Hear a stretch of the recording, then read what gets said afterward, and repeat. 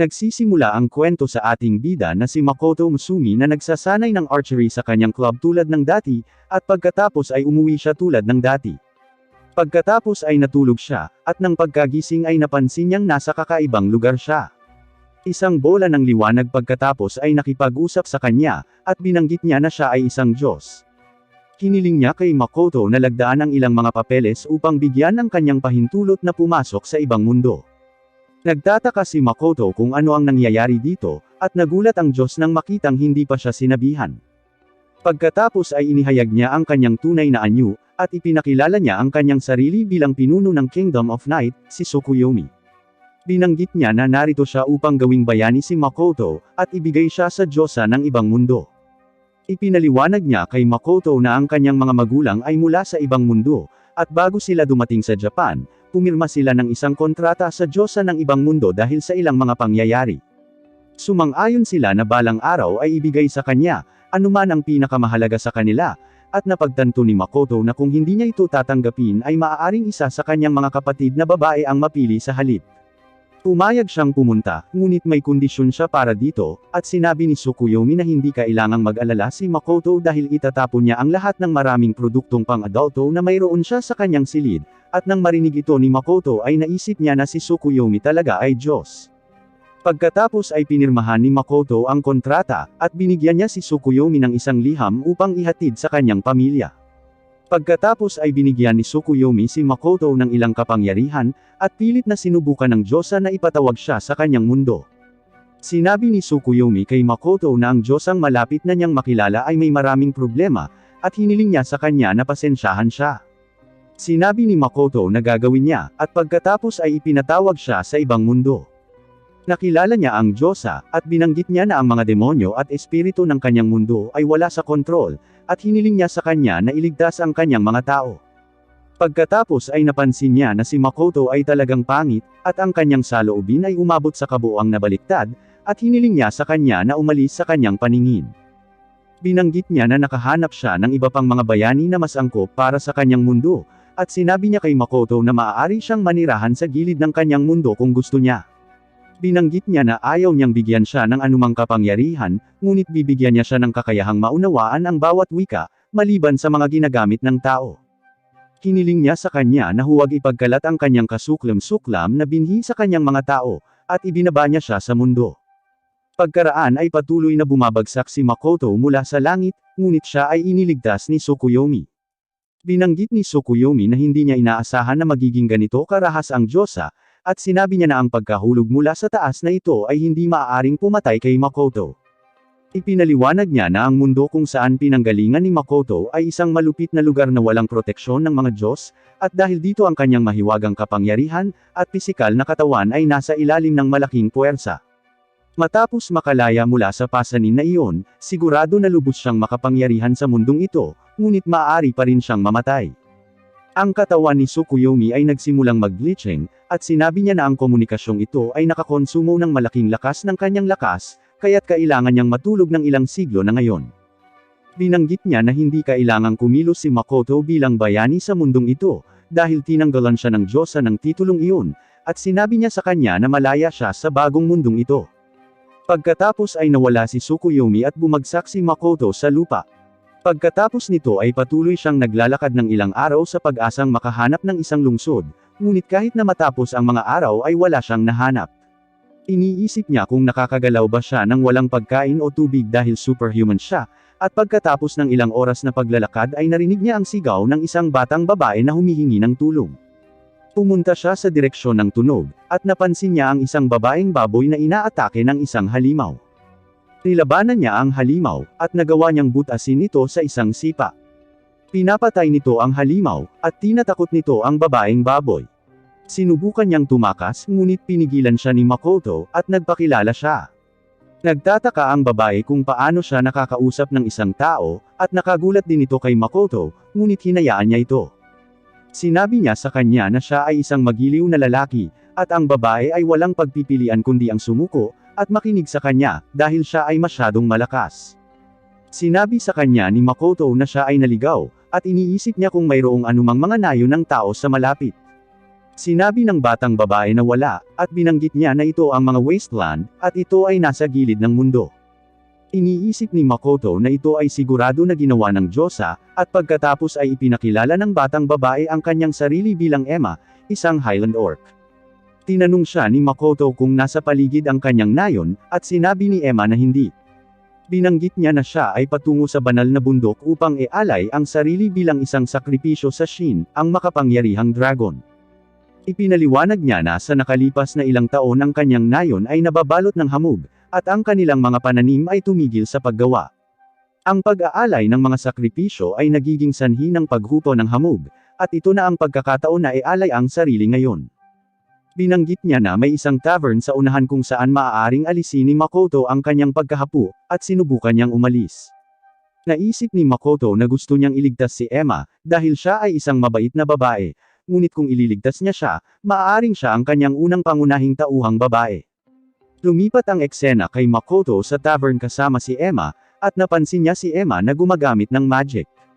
Nagulat siya nang malaman na maaari itong gumamit ng mahika, at hiniling niya sa kanya na turuan siya kung paano gamitin ito. Sumang-ayon si Emma, at ipinakita niya sa kanya ang isang spell ng apoy na tinatawag na breed. Binanggit niya na ang incantation ay ang susi sa paggawa ng magic, at si Makoto ay nagtagumpay sa spell sa isang pagsubok. Pagkatapos ay pinaputok niya ito sa isang target pagkatapos sabihin sa kanya ni Emma kung paano, at nagulat si Emma nang makita ang kapangyarihan ng kanyang spell. Nagtataka ito kung ano ang level ni Makoto, at gumagamit siya ng scroll para suriin ito. Lahat ay nagtitipon-tipon upang makita kung anong level mayroon siya, at nalaman nila na siya ay isang level 1 na tao lamang. Ang lahat ay nabigo nang makita ito, at pagkatapos ay tinuruan siya ni Emma ng iba pang mga spelling. Kinaumagahan ay nalaman ni Emma na kinuha ni Makoto ang lahat ng kagamitan, at listahan ng mga spell na ibinigay niya sa kanya, at upang pasalamatan siya ay haharap siya laban sa Shin. Pagkatapos ay pumunta si Makoto sa banal na bundok, at naisip niya na gusto niyang makipag-usap sa Shin, ngunit ginagawa niya ang kanyang mahika, kung sakaling kailangan niyang lumaban. Nalaman niya na maaari siyang gumamit ng mga spell ng walang incantation hanggat nararamdaman niya ito, at binago niya ang kanyang fire spell sa isang pana. Na-shoot niya ang isang gate sa di kalayuan gamit ang spell, ngunit ang spell ay masyadong malakas, at ito ay nagiging sanhi ng isang putok. Pumunta siya upang tingnan ito, at napansin niya ang isang grupo ng mga patay na halimaw doon. Matapos makinig sa isang kalahating patay na halimaw, nalaman niya na sila ang nagbabanta sa mga orc sa pamamagitan ng paggamit ng pangalan ng Shin, ngunit ang galit ng Shin ay magiging totoo ngayon, dahil nagulo ni Makoto ang kanyang tahanan. Pagkatapos ay namatay ang halimaw, at isang makapal na ulap ang pumapalibot sa lugar. Mula sa loob ng hamog na ulap ay may lumabas na dragon, at sinubukan nitong salakayin si Makoto, ngunit naiiwasan ni Makoto ang bawat pag-atake niya. Sa tingin niya ay pinipigilan ng hamog ang kanyang paningin, ngunit napapansin niyang nararamdaman pa rin niya kung nasaan ang dragon. Nagtataka siya kung paano niya ito nagagawa, at iniisip niya na ito ang kapangyarihang ibinigay sa kanya ni Tsukuyomi. Pagkatapos ay inaatake niya ang dragon gamit ang maraming mga spell ng apoy, at isa sa mga ito ay nakasugat sa dragon. Nagulat ang dragon na nasugatan siya ng ganoong mababang antas ng spell ng apoy, kahit na siya ay resistant sa apoy, at pagkatapos ay sinuntok siya ni Makoto, at pinabagsak niya siya. Buhay pa rin ang dragon, at ginagamit nito ang kapangyarihan nito upang mabitag si Makoto sa isang barrier, at ipinapakita nito sa kanya ang ilusyon. Pagkatapos ay nakita ni Makoto ang eksenang nagsasanay siya gamit ang kanyang pana, at isang batang babae na nagngangalang Hasegawa ang umamin sa kanya. Sinubukan niyang tanggihan siya ngunit pilit pa rin niyang sinusubukang makipag-date sa kanya, at naisip ni Makoto na hindi ganito ang nangyari. Sa tingin niya ay pinaiyak niya si Hasegawa noong araw na iyon, at samantala, habang nakikita ang kanyang alaala ay nalaman ng dragon na si Makoto ay mula sa ibang mundo. Napansin nito ang isang bagay sa kanyang memorya, at ito ay pumukaw ng interes nito. Pagkatapos ay sinira ni Makoto ang ilusyon na napagtanto na ito ay peke, at sa palagay niya ay nagsisimula na siyang maunawaan ang kapangyarihan na ibinigay sa kanya ni Tsukuyomi. Ipinaliwanag niya na maaari siyang lumikha ng isang kalahating bilog na lugar sa paligid ng kanyang sarili, at manipulahin ang espasyo sa loob nito. Magagamit niya ito para palakasin ang sarili, at sinira niya ang harang ng dragon. Iniisip ng dragon na wala na itong nararamdamang puot kay Makoto, at parang tuta itong sumuko. Humingi ng paumanhin ang dragon para sa ilusyon, at hiniling nito sa kanya na gumawa ng isang kontrata dito.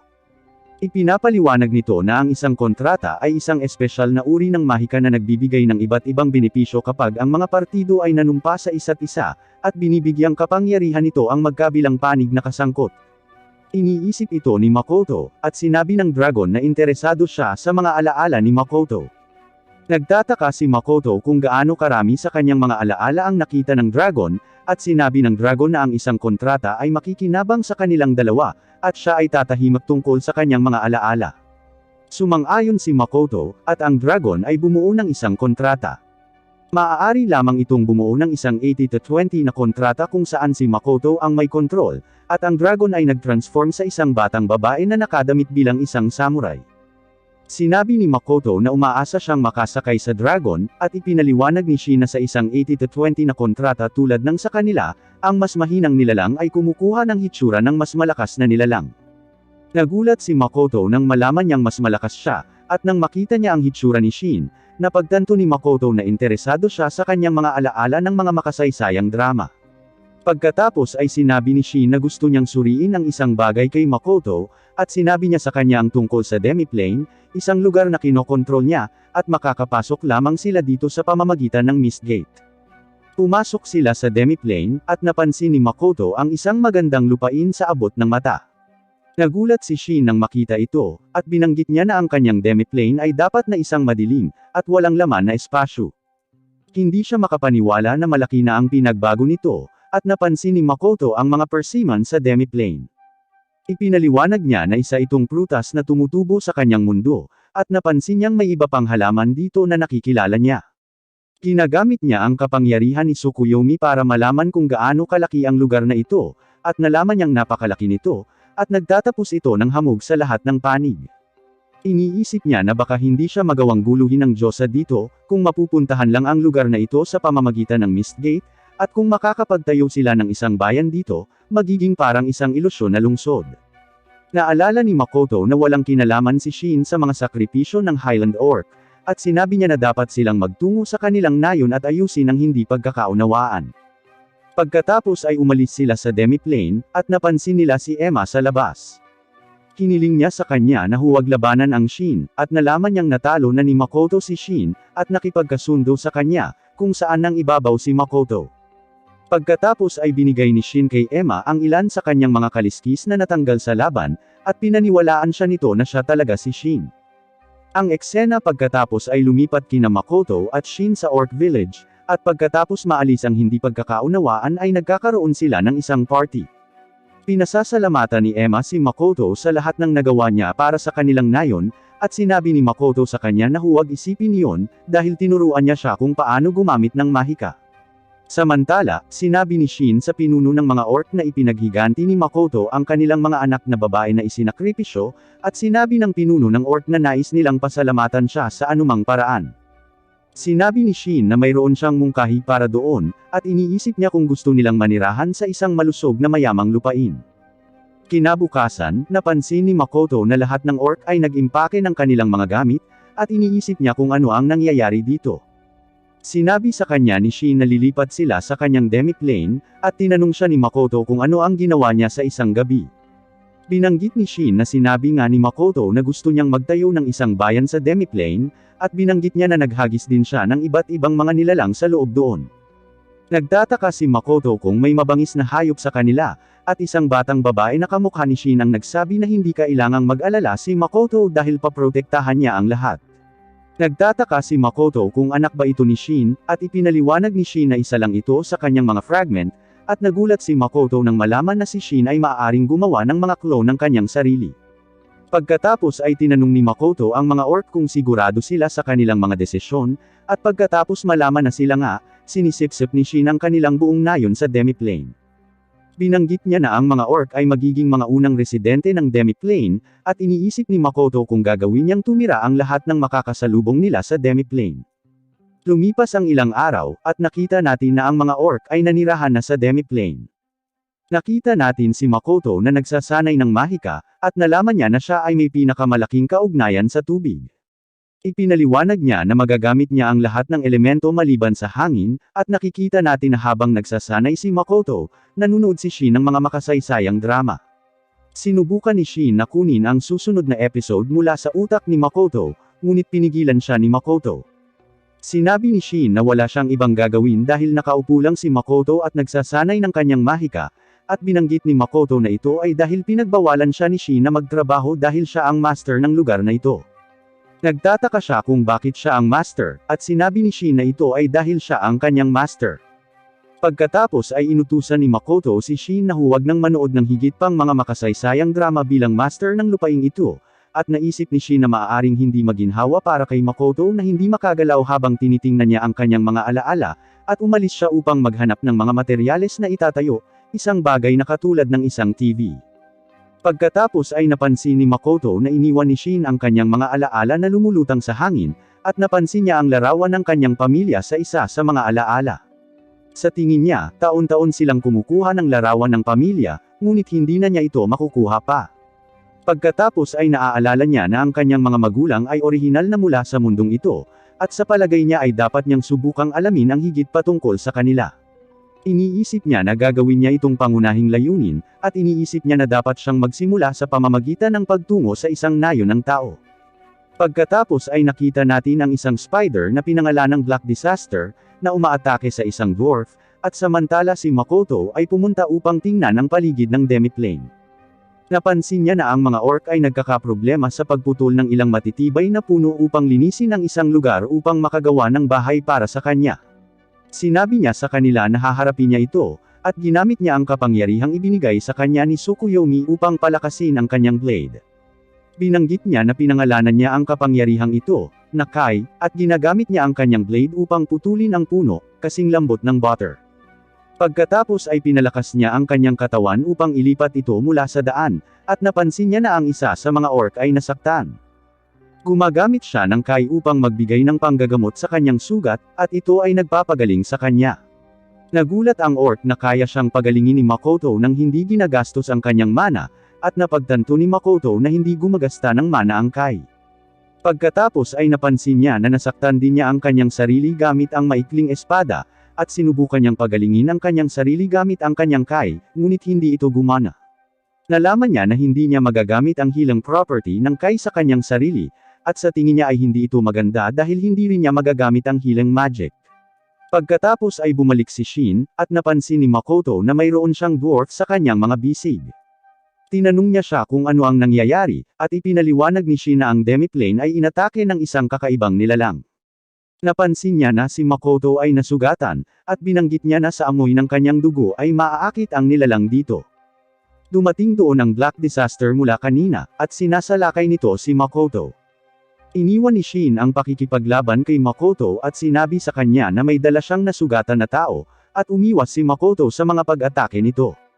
Nagtataka siya kung ano ang bagay na ito, at ipinaliwanag ng dwarf na ito ang itim na gagamba ng sakuna, at ito ay isang sinaunang nilalang, na sinalanta ng walang hanggang kagutuman. Sinabi ni Shin na nilabanan niya ito noon, at umatras ito pagkatapos niya itong sugatan. Iniisip ni Makoto na ang pagbigay ng ilang pinsala ay maaaring makapagpaatras muli, at ginagamit niya ang kanyang maikling espada upang labanan ang gagamba. Hinihiwa niya ang mga bias nito, ngunit halos agad-agad silang bumubuo. Pagkatapos ay chinacharge niya ang isang spell ng apoy sa hangin, at samantala, nilalabanan niya ang gagamba gamit ang kanyang maikling espada, kung saan nilagyan niya ng kapangyarihan ng apoy. Ang gagamba ay patuloy na nagbabagong buhay, at pagkatapos ay ginamit ni Makoto ang apoy na iniwan niya sa hangin upang evaporize ito, ngunit ang gagamba ay sumisipsip ng pag-atake upang pagalingin ang sarili. Pagkatapos ay inatake ng gagamba si Makoto, at nagawa nitong saksakin siya. Umiinom ito ng dugo ni Makoto, at nagalit si Makoto nang makitang tinatamasa nito ang kanyang dugo na parang isang delicacy. Pagkatapos ay inaatake niya ang gagamba gamit ang tuloy-tuloy na mga spell ng apoy, tulad ng isang machine gun, at iniisip ni Shin na ang isang tao lamang na may napakalaking mana ang makakagawa nito. Napagtanto niya na si Makoto ay nagpipigil para sa demiplane, at pagkatapos ay inatake ni Makoto ang gagamba gamit ang isang pana ng tubig. Siya ay nahimatay pagkatapos, at nakita natin na ang gagamba ay buhay pa, at nakuha nito si Makoto. Niyakap siya nito, at nagulat si Shin nang makita ito. Binanggit nito na masyadong malasa ang dugo ni Makoto, at hinding-hindi siya nito bibitawan. Pinalaya ni Shin si Makoto, at nakita natin na kilala ni Shin ang gagamba, at sinabi niya dito na siya si Shin, ang dragon.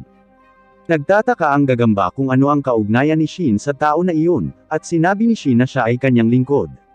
Pagkatapos ay sinabi ni Shin na dapat bumuo ng kontrata ang gagamba sa tao na ito, kung gusto nitong manatili sa kanya, at sinabi ng gagamba na kakailanganin nito ang pahintulot ni Makoto para doon. Binanggit ni Shin na makukuha nila yun mamaya, at ginagawa nila ang ritual.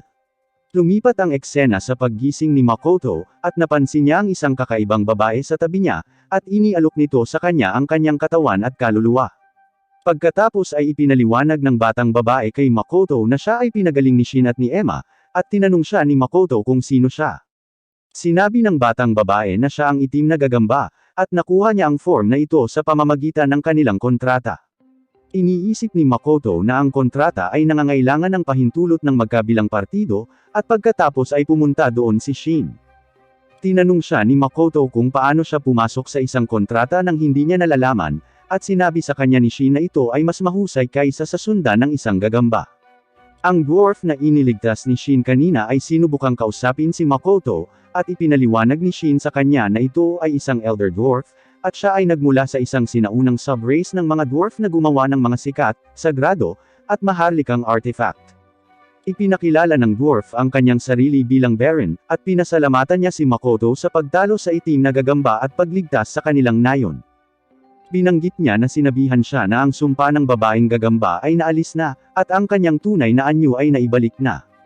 Napagtanto ni Makoto na nagsinungaling si Shin sa dwarf para sa kaginhawahan, at pagkatapos ay hiniling ng dwarf kay Makoto na hayaan silang lumipat sa lupaing ito. Mabilis na sumang-ayon si Makoto, at binanggit ni Shin na mayroon silang ilang kondisyon. Sinabi niya na dapat silang tumulong sa pagpaplano ng bayan, magbigay ng mga armas, at sa hinaharap, magbayad ng buwis sa kanilang lupain. Sinabi niya na dapat din niyang ituring ang master bilang kanilang Panginoon, at sinabi ng dwarf na wala siyang pagtutol, ngunit aabutin siya ng 2 araw upang kumbonsihin ang kanyang mga tao, at dalhin sila dito. Pagkatapos ay binigay sa kanya ni Shin ang ilan sa kanyang mga kaliskis, at iniisip ng dwarf na hindi siya mahihirapang kumbonsihin ang mga manggagawa gamit ito. Ang eksena pagkatapos ay lumipat kay Makoto sa mga wasteland, at sinabi niya na bawat araw ay gumugugol siya ng ilang oras sa paghahanap ng mga pamayanan ng tao upang matuntan ang landas ng kanyang mga magulang. Pagkatapos ay napansin niya ang isang nayon ng tao, at sinubukan niyang pumunta doon, ngunit pinigilan siya ni Shin, at binanggit niya na mayroon siyang mahalagang kahilingan. Bumalik si Makoto sa demiplane nang marinig ito, at pagkatapos ay hiniling ni Shin sa kanya na pangalanan silang dalawa. Sinabi niya na walang mga pangalan ang mga tao ng demiplane, hindi alam kung ano ang itatawag sa kanila, at hindi makapaniwala si Makoto na ipinatawag nila siya dito para sa isang maliit na bagay. Pagkatapos ay pinangalanan niya si Shin, na Tomo, at pinangalanan niya ang itim na gagamba, si Mio. Pareho silang masaya na makuha ang kanilang mga bagong pangalan, at ang eksena ay lumipat sa kanila na ipinahayag ang kanilang mga pangalan sa isang pagpupulong ng lahat ng mga residente ng demiplane. Sila rin ang magpapasya kung ano ang itatawag nila kay Makoto mula ngayon, at pagkatapos ng boto ay nakipag-ayos sila sa Young Master. Pagkatapos ay sinabi ni Mio na ang ilang mga bagong species ay sumali sa kanilang demiplane, at pagkatapos ay ipinakilala ni Beren ang pinuno ng Elder Dwarfs bilang Eld. Sinabi ni Eld na para sa isang tao ay talagang makapangyarihan si Makoto, dahil kaya niyang utusan si Tomo at si Mio, at iniisip niya kung si Makoto ay sinisingil ng isang misyon mula sa Diyosa. Sinabi ni Makoto na hindi siya kailanman tatanggap ng isang misyon mula sa kanya, at natutuwa si Eld na marinig ito, dahil ang kanilang mga opinyon ay iba rin sa opinyon ng Diyosa. Binanggit niya na magiging kawili-wili ang paglilingkod kay Makoto, at pagkatapos ay ipinakilala ni Tomo ang kanyang mga tagasunod, ang mga Mist Lizard. Binanggit niya na sila ay isang makapangyarihang species na may parehong mga katangian ng tubig at hangin, at binanggit ni Makoto na hindi niya alam na mayroon siyang mga tagasunod. Sinabi ni Tomo na marami siya sa kanila, at pagkatapos ay ipinakilala ni Mio ang kanyang mga tagasunod na tinatawag na Alkai. Binanggit niya na hindi nila matakasan ang kanilang gutom, ngunit pagkatapos matanggap ang kanyang essence ay natauhan sila. Nagtataka si Makoto kung ano ang ibig niyang sabihin sa essence, at ipinaliwanag ni Mio na tinutukoy niya ang kanyang dugo. Pagkatapos ay sinabi ni Mio sa kanyang mga tagasunod na huwag igalang si Makoto, o kakainin niya sila. Pagkatapos ay hiniling ni Makoto si Tomo, at ang iba pa na hawakan ang natitira, at umalis siya patungo sa lungsod ng tao na kakahanap niya lang. Napansin niya ang isang magandang babae sa paligid ng lungsod, at sinubukan niyang kausapin ito, ngunit tumakbo ito nang makita siya, tinawag siyang halimaw. Nakagulat ito kay Makoto, ngunit sinubukan pa rin niyang pumunta sa lungsod ng tao, at napansin niya na ang lahat doon ay naghanda para sa labanan. Hiniling nila sa kanya na umalis sa nayong ito, ngunit hindi maintindihan ni Makoto ang kanilang sinasabi. Pinagbabaril nila siya, at umatras si Makoto habang ginagamit ang defensive kai para ipagtanggol ang sarili. Nagtataka siya kung bakit hindi niya maintindihan ang mga ito, at naaalala niya na binigyan siya ng Diyosa ng kakayahang maunawaan ang bawat wika, maliban sa wika ng tao. Ang eksena ay lumipat kay Makoto sa demiplane, at siya ay nalulumbay pagkatapos ipaliwanag ang kanyang sitwasyon sa iba. Dumating doon si Emma, at tinanong niya siya kung ano ang nangyari. Sinabi sa kanya ni Makoto na hindi niya maintindihan ang wika ng tao, at sinabi sa kanya ni Emma na ang kanilang wika ay tinatawag na karaniwan, at nalaman ni Makoto na sina Emma, Tomo, at Mio ay maaaring magsalita ng wikang iyon. Iniisip ni Makoto na ang hindi kakayahang makipag-usap ay hindi dahilan para sa lakayin ng isang tao, at sinabi sa kanya ni Tomo na ang problema ay hindi wika, ito ang mana na kanyang inilalabas sa lahat ng oras. Sinabi ni Emma na naglalabas siya ng napakaraming mana na nakakasira sa paligid niya. Nagtataka si Makoto kung ano ang hitsura niya sa mga tao na iyon, at sinabi ni Tomo na nakikita nilang maraming demonyong hari ang lumitaw sa harap nila ng sabay-sabay. Iniisip ni Makoto na masama ito, at sinabi sa kanya ni Emma na maaari niyang sugpuin ang kanyang mana, at ipinaliwanag niya kung paano. Sinubukan ito ni Makoto, ngunit kahit na ang pagsupil sa kanyang mana ay hindi nagbabago ng anuman, dahil marami siya nito. Iniisip ni Makoto na hindi ito sapat para sumuko siya, at binanggit niya na matututo siya ng karaniwan, at kumuha ng kagamitan upang sugpuin ang kanyang mana. Sinabi niya na kakailanganin din niya ng maskara, dahil nakita nila ang kanyang mukha, at lumipas ang isang linggo, at natututo siya kung paano isulat ang wika, ngunit ang bokabularyo ay nagbibigay pa rin sa kanya ng problema. Pagkaraan ng isa pang linggo, binilhan siya ng dwarf ng sumpa na singsing na maaaring sumipsip ng mana, ngunit nawasak ang singsing sa sandaling isuot ito ni Makoto. Ang dwarf ay nagsasaad na kailangan niyang dagdagan ang kapasidad ng imbakan, at lumipas ang isang buwan. Nahihirapan pa rin si Makoto sa pagbigkas ng karaniwan, dahil kakaiba ang boses niya kapag nagsasalita, at iniisip niya na maaaring gumamit siya ng mahika upang makipag-usap sa pamamagitan ng pagsusulat.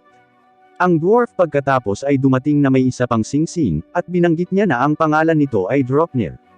Sinabi niya na ito ay sumisipsip at nagko-compress ng mana, at kapag ang kulay nito ay nagbago mula puti hanggang pula, nangangahulugan nito na naabot na nito ang limitasyon nito, at dapat niyang alisin ito. Napansin ni Makoto na gumagana ng maayos ang singsing, at sinubukan niyang bisitahin muli ang bayan ng tao, at sa pagkakataong ito sina Mio at Tomo ay kasama niya. Napansin ni Makoto na ibang damit ang suot ni Mio, at pinupuri niya ito, at namula ito. Pagkatapos ay pumasok sila sa lungsod na may dalang kariton na puno ng mga prutas, at sinabi nila sa bantay na nagdadala sila ng prutas. Pagkatapos ay pumasok si Makoto sa lungsod, at nakita natin na may nagbabantay sa kanya. Pagkatapos ay tiningnan niya ang palengke, habang sinabi niya sa gwardya na siya ay anak ng isang mayamang mangangalakal, at magiging kakaiba kung hindi niya gagawin ito. Napansin niya na lahat ng tao sa lungsod ay talagang maganda, at iniisip niya na ang mundo ay talagang hindi mabait. Pagkatapos ay pumunta sila sa isang guild upang magparehistro, at iniisip ng receptionist na mukhang kahina-hinala si Makoto. Ipinaliwanag sa kanya ni Mio at Tomo na si Makoto ay isinumpa sa kanyang paglalakbay, at dahil sa sumpa, hindi niya maalis ang kanyang maskara, o singsing, at hindi rin siya makapagsalita. Nangangamusta si Makoto sa pamamagitan ng pagsulat, at ipinaliwanag ng receptionist kung paano gumagana ang guild. Ipinaliwanag niya na ang mga trabaho sa kanilang guild ay nirerango ayon sa kahirapan, at maaari nilang pataasin ang kanilang rango sa pamamagitan ng pagkumpleto ng mga trabaho. Nagsisimula ang lahat sa E-rank, at napagtanto ni Mio na maaari lamang nilang piliin ang mga trabahong may pinakamababang rango. Binanggit ng receptionist na mayroon ding mga espesyal na rango na trabaho, at kahit sino ay maaaring kumuha ng mga ito. Minsan ang pagkumpleto ng isang espesyal na ranggo na trabaho ay maaari ding tumaas ang kanilang ranggo, at kung minsan ang mga kliyente ay humihiling din ng isang partikular na adventurer sa pangalan, at ang mga adventurer ay tumatanggap ng mga gantimpala para sa pagkumpleto ng mga trabahong iyon, ngunit ang kanilang mga ranggo ay nananatiling hindi nagbabago.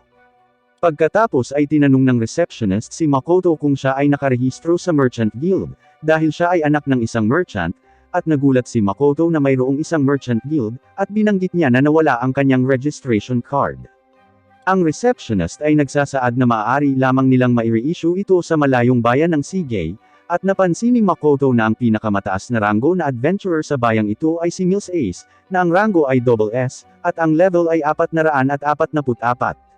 Pagkatapos ay sinukat ng mga receptionist ang level ni Tomo at Mio, at nagulat ang lahat ng malaman na si Tomo ay may level na 1320, at si Mio ay may level na 1500. Nagulat si Tomo na si Mio ay may mas mataas na level kaysa sa kanya, at siya ay naaabala nito. Sinabi sa kanila ng receptionist na sila ang may pinakamataas na antas sa buong Adventurers Guild, at pagkatapos ay nagparehistro silang dalawa. Tinanong ni Tomo ang receptionist kung sino ang susunod sa kanila na may pinakamataas na ranggo na adventurer, at sinabi sa kanya ng receptionist na ang pangalan ng adventurer na ito ay Sofia Balga, at napatay din niya ang Greater Dragon na tinatawag na Lancer. Mayroon siyang level na 920, at ang kanyang ranggo ay Triple S, at sinukat din ni Makoto ang kanyang level, ngunit nalaman niyang mayroon pa rin siyang level na 1, at lahat ng nasa guild ay nadismaya nang makita ito. Pagkatapos ay umupa ang grupo ng isang silid sa isang inn, at sinabi ni Tomo kay Makoto na ang mga presyo ng mga bilihin sa lungsod na ito ay hindi karaniwan. Sinabi ni Makoto na tama siya, at ang isang inumin ay nagkakahalaga ng ilang tansong barya. Ang mga materyales at pagkain ay medyo mahal din, at si Tomo ay nasa sabik na malaman na maaaring may masamang nagkukubli sa paligid. Pagkatapos ay sinabi ni Makoto na dapat silang kumuha ng pagkain, at sinabihan niya si Tomo na bantayan ang kanilang mga paninda habang wala sila. Sinabi niya sa kanya na sinusundan sila, at nagulat si Tomo na napansin niya.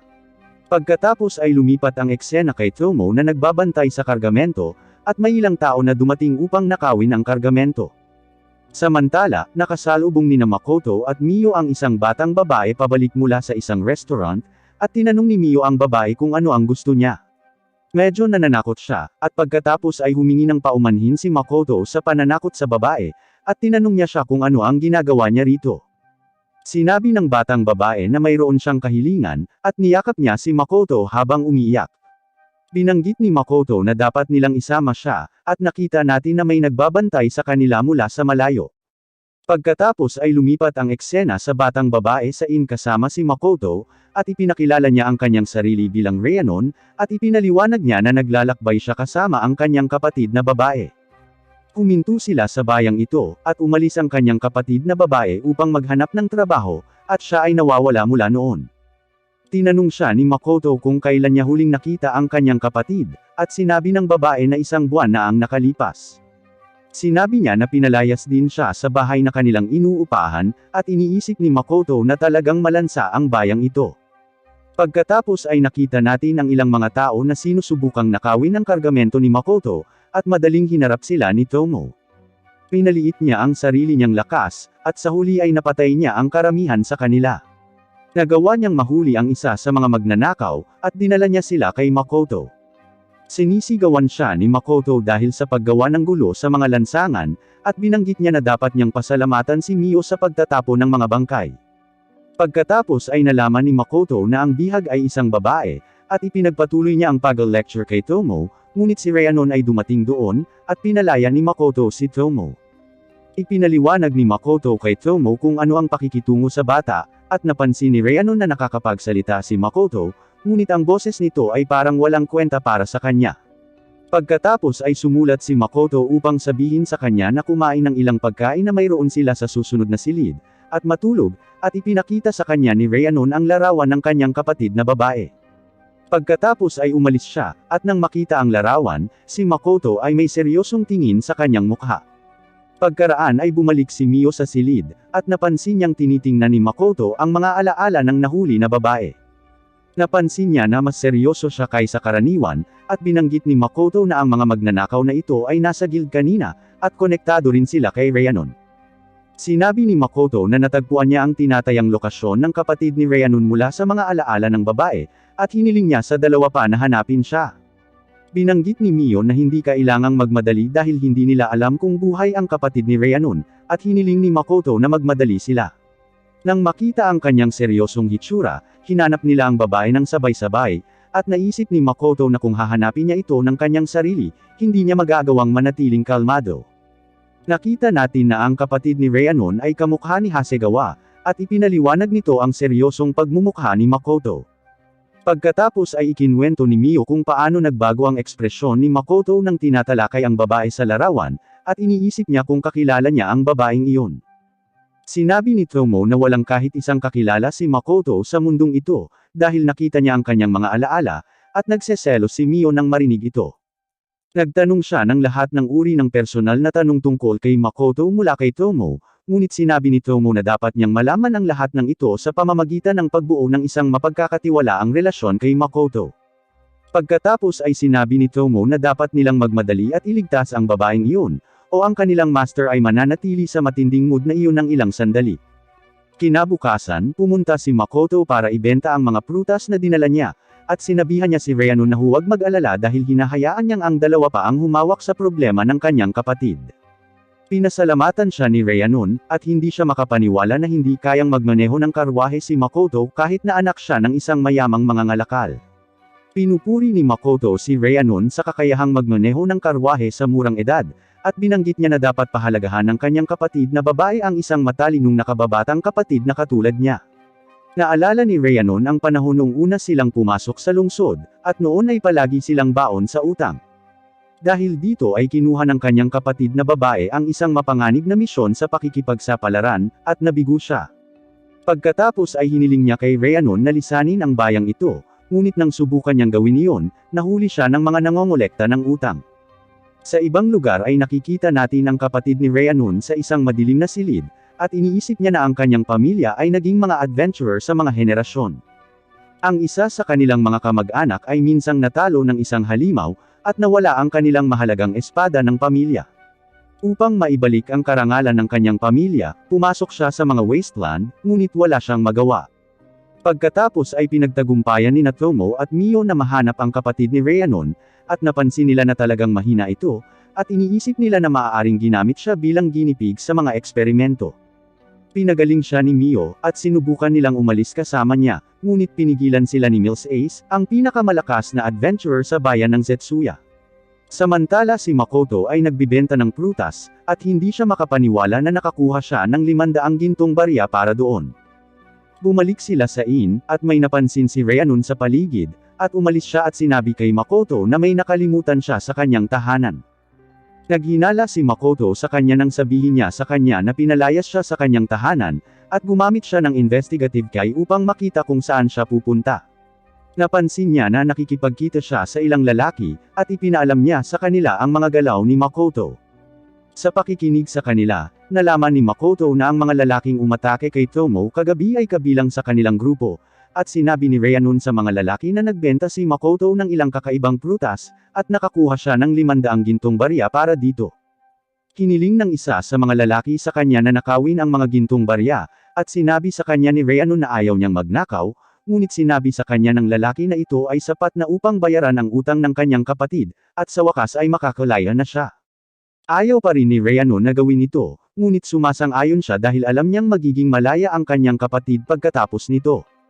Sa kabilang banda, nalaman ni Tomo at Mio na si Mills Ace ang pinuno ng grupong ito, at hinahayaan niya ang iba na gawin ang kanyang maruming gawain, habang siya ay umiikot na nagpapanggap na isang bayani. Naaalala ng mga miyembro ng Mills Group na nakita nila ang dalawang babae sa guild kanina, at iniisip nila na ang mga babaeng ito ay tiyak na nagpapanggap ng kanilang mga level, dahil hindi sila maaaring magkaroon ng mga level na higit sa 1,000. Hiniling ni Mills sa dalawang babae na sumama sa kanila, at makukuha nila ang lahat ng pera at katanyagan na gusto nila. Ang mga babae ay tumanggi, at iniisip ni Mills na maaaring sinusubukan nilang maging tapat sa lalaking nakamaskara na iyon, at tinatrash talk niya si Makoto. Nakagalit ito sa mga babae, at pareho silang umaatake kay Mills, ngunit hinaranggan niya ang kanilang pag-atake gamit ang isang shield na tinatawag na Clay Aegis. Nawalan ng pag-asa ang kapatid ni Rhiannon na si Too nang makita ang shield na iyon, at habang nakaupo sa labas ng inn, naisip ni Rhiannon na ayaw niyang magnakaw kay Makoto. Pagkatapos ay napansin siya ng may-ari ng inn, at sinabi niya sa kanya na umalis dito, dahil masama siya sa negosyo, ngunit pinigilan siya ni Makoto, at binanggit niya na ang babaeng ito ay mahal niyang kaibigan. Nang marinig ito ay humingi ng paumanhin si Rhiannon kay Makoto, at naisip ni Makoto na hindi niya hahayaang makatakas ang mga lalaking iyon sa pagtulak sa babaeng ito hanggang ngayon. Samantala, si Tomo at Mio ay naging seryoso tungkol sa pakikipaglaban kay Mills, at pinagtagumpayan nilang ibagsak ang kanilang buong grupo sa loob ng ilang segundo, at ang Clay Aegis ay hindi nagpapatunay na isang problema para sa kanila. Habang nakikipaglaban ay pinalaya nila ang lahat ng mga taong banihag ni Mills, at ang kanilang kapangyarihan ay nagdudulot ng malawakang pinsala sa nakapaligid na lugar. Pagkatapos ay nag-away sina Tomo at Mio kung sino ang makapatay sa pinakamaraming lalaki, at pagkatapos ay ipinakita nila ang kanilang kapangyarihan, at nawasak nila ang buong bayan sa proseso. Pagkaraan ay dumating doon si Rhiannon, at muling nakipagkita siya sa kanyang kapatid na si Too, at naputol ang eksena sa mga kapatid na babae na nagpapasalamat kay Makoto sa pagliligtas sa kanila. Pagkatapos nito, ang kaginhawaan ng tensyon ay nagpatulog sa magkapatid na babae, at inilunsad ni Makoto si Tomo at si Mio sa labas ng bintana sa tulong ng isang pana, upang parusahan sila sa pagsira sa bayan. Lumipat ang eksena kay Makoto patungo sa nayon ng Seagay kasama ang mga adventurer na iniligtas nila mula sa Mills Ace, at dumating sila sa isang base pagkatapos umalis sa Zetsuya. Ipinaalam nila sa mga tauhan doon na ang bayan ng Zetsuya ay nawasak ng mga halimaw, at ang mga taong bayan ay nakatakas, ngunit walang bakas ng bayan ang naiwan. Ipinaliwanag ni Makoto na salamat sa kapangyarihan ni Tomo, nagawa nilang baguhin ang mga alaala ng mga adventurer kasama nila, maliban kay Too, at Rhiannon. Pagkatapos ay tinanong sila ng mga tauhan kung ang mga halimaw ay nasa bayan pa, at ipinaalam nila sa kanya na ang mga halimaw ay pinalayas ng dalawang babae. Sinabi nila sa kanya na pareho silang may level na above 1,000, at hindi makapaniwala ang receptionist dito. Sinabi sa kanya ni Makoto na nagparehistro sila sa guild sa Zetsuya, at binanggit ng receptionist na tiyak na nasira ang Zetsuya bago ibahagi ang kanilang impormasyon sa kanila, kaya kailangan nilang magrehistro muli sa Seagay. Si Makoto ay nababagabag dito, at kinausap niya si Tomo. Binanggit niya na nangyari lamang ito dahil nagkaroon siya ng paligsahan ng lakas kay Mio, at sa palagay niya ay tila naaabala siya sa pagkakaroon ni Mio na mas mataas kaysa sa kanya. Pagkatapos ay sinabi sa kanya ni Makoto ang tungkol sa pagkakamali ng kabalyero, at ipinaliwanag niya na ang samurai ay minsang gumala sa malupit na lupain upang mahasa ang kanilang mga kasanayan. Kinuha ni Tomo ang kanyang bitag, at humingi siya ng pahintulot kay Makoto na pumunta sa Knight Errantry, para mapataas niya ang kanyang level. Pinayagan ito ni Makoto, at umalis siya. Iniisip ni Mio na dahil hindi sila makakasama ni Tomo ng ilang sandali, maaari niyang masolo ang Young Master sa kanyang sarili, ngunit pagkatapos ay nakita natin na si Makoto ay naglalakbay pa rin kasama ang iba pang mga adventurer. Sa kanilang paglalakbay ay nakatagpo sila ng ilang pulang bubuyog, at madaling hinarap sila ni Mio, at ang iba ay nagulat nang makita kung gaano siya kalakas. Sinabi ni Makoto na dapat silang magpatuloy, at binanggit ni Too na dapat silang magtipon ng mga materyales mula sa mga halimaw na una nilang pinatay, dahil ang mga ito ay mahalaga. Pinapayagan ito ni Makoto, at tinitipon nila ang lahat ng mahahalagang materyales. Pagkatapos ay nagpatuloy sila sa paglalakbay, at nakatagpo ng mga halimaw sa daan, at natalo silang lahat ni Mio sa tulong ng iba. Pagkatapos ay nakita natin na malapit na nilang marating ang Seagay, at sinabi ni Too na marami silang natipon na materyales. Iniisip niya kung naisip na ba ni Makoto na mag-alok ng mga serbisyo sa transportasyon sa Kuzuno Trading Company, at ipinaliwanag ni Makoto na ito ang pinangalan niya sa kanyang kumpanya. Pagkatapos ay nakatagpo sila ng ilang bihirang halimaw na tinatawag na Ruby Eyes, at sinubukan ni Makoto na sabihin kay Mio na harapin sila, ngunit hiniling ng iba pang mga adventurer na huwag sirain ang mahahalagang bahagi ng halimaw, at hiniling ni Mio kay Makoto na gawin ito sa halip dahil ang pagpipigil sa sarili ay magiging abala. Sumang-ayon si Makoto, at sinabi ni Too sa kanya na ang mahinang bahagi ng Ruby Eyes ay ang kanilang tiyan, ngunit mahirap itong tamaan. Pagkatapos ay pinatamaan ni Makoto ang lahat ng Ruby Eyes sa tiyan gamit ang kanyang pana, at ang iba ay nagulat nang makita ito, dahil si Makoto ay may level lang na 1, at ang elf na kasama nila ay nagtataka kung ang kanyang pana ay may isang uri ng pagpuntirya na epekto. Pagkatapos ay tinitipon nila ang mga materyales mula sa mga ruby eyes, at nabigo si Makoto nang makitang hindi sila interesado sa kanya. Nakakuha sila ng 12 ruby eyes, at pagkatapos ay tumungo sila sa Sige. Naputol ang eksena sa muling pagrehistro ni Makoto sa Adventurers Guild, at napansin niya na mayroon pa rin siyang level na 1. Gusto rin ni Mio na magparehistro, ngunit hiniling ni Makoto na iwasan niya ito dahil ito ay magpapatampu muli kay Tomo. Pagkatapos ay sinuri ni Makoto ang mga quest, at napansin niya na halos lahat ng mga ito ay rank A o B pataas. Pagkatapos ay napansin niya ang isang special rank quest, at iniisip niya na maaari niyang tanggapin ito anuman ang kanyang ranggo. Napansin niya na ang quest ay mula sa kumpanya ng kalakalan ng Rembrandt, at naghahanap sila ng mga mata ng ruby eyes. Dumating doon si Toho, at sinabi sa kanya ni Makoto na dapat nilang hatiin ang mga bahagi ng halimaw na kanilang nakolekta. Kinukuha niya ang mga mata ng mga ruby eyes, at hinahayaan niya ang iba na hatiin ang natitira sa kanilang mga sarili. Pagkatapos ay binanggit ni Toho na ito na ang katapusan ng kanilang paglalakbay, at sinabi ni Makoto na dapat nilang ipagdiwang ito na may kasamang pagkain. Pagkatapos ay nagpapalitan sila ng mga contact sa card, at sinabi ni Toho na sasabihin niya kay Makoto ang tungkol sa restaurant pagkatapos pumili. Ipinaliwanag ni Makoto na ang mga guild card ng mundong ito ay talagang high-tech, at magagamit nila ito upang makipag-ugnayan sa iba pang mga adventurer. Mayroon din silang mga mapa ng bayan, at isang monster encyclopedia, at mayroon ding ilang karagdagang paid content. Ang eksena ay lumipat kay Makoto na nakikipagkita sa iba sa isang restaurant, at nasasabik siya nang makitang ang restaurant ay may klasikong karne sa bone dish. Lahat sila ay nag-cheers upang ipagdiwang ang kanilang paglalakbay at pagkikita, at kinakain ni Makoto ang karne sa buto, at sa tingin niya ay napakasarap nito. Pagkatapos ay ipinakilala niya ang mga adventurer sa atin, at sinabi niya na ang blonde na lalaki ay si Hazel, at siya ay isang alchemy meister, ang elf ay isang blessed gunner, at siya ay nagngangalang Luisa. Ang dwarf sa kanilang grupo ay nagngangalang Ranina, at siya ay isang priest knight. Binanggit niya na si Makoto ay sigurado na malakas dahil kaya niyang gamitin ang pana na iyon ng napakahusay, at hinahamon niya siya sa isang arm wrestling match. Sumang-ayon si Makoto, at madali niyang natalo si Ranina. Pagkatapos ay binanggit ni Makoto na si Toho ay isang dark thief, at ipinagpatuloy nila ang kanilang party. Pagkatapos ay nalaman ni Toho na si Makoto ay nagpaplano na kumuha ng trabaho mula sa kumpanya ng kalakalan ng Rembrandt, at hiniling niya sa kanya na mag-ingat dahil narinig niya ang maraming nakakagambalang alingaw tungkol sa kanila. Binanggit niya na ang mga masasamang bagay ay nangyayari sa mga tumatanggap ng trabaho mula sa kanila, at pagkatapos mag-party ay umalis si Makoto upang dalhin ang mga ruby eyes mula sa bagon, dahil maaaring may magnakaw sa kanila, at hiniling niya kay Mio na hintayin siya sa inn. Iniisip ni Mio na wala silang narinig mula kay Tomo sa lahat ng oras na ito, at ngayong gabi ay mayroon lamang silang solong silid. Ibig sabihin, mag-iisa lang siya kay Makoto, pero napansin niyang may 2 kama sa kwarto.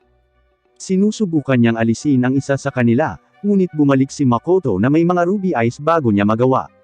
Binanggit niya na dapat silang bumalik sa demiplane bukas, dahil maaaring may narinig si Emma mula kay Tomo, at inaasahan ni Mio na gagawa siya ng hakbang, ngunit natutulog siya. Lumipat ang eksena sa pagpasok ni Makoto sa demiplane kinaumagahan, at sinabi niya na ngayon ay maaari na siyang gumawa ng mga stable mist gate. Sinalubong siya ni Emma at Fragment, at pagkatapos ay nagulat si Emma sa kanya tungkol sa sitwasyon sa demiplane, at binanggit niya na ang alkay ay naninirahan sa mga bundok, at tinutulungan sila ng mga orc at mist lizard. Ang mga dwarf ay nagtatrabaho sa pagtatayo at pagkukumpuni, at gumagawa din sila ng mga kagamitan para sa pagsubok ni Makoto. Ang ilan sa mga mist lizard ay naglilinis din ng lupang sakahan, at nagbabantay sa nayon, at ang mga orc ay abala sa pagtatayo ng isang tirahan para kay Makoto.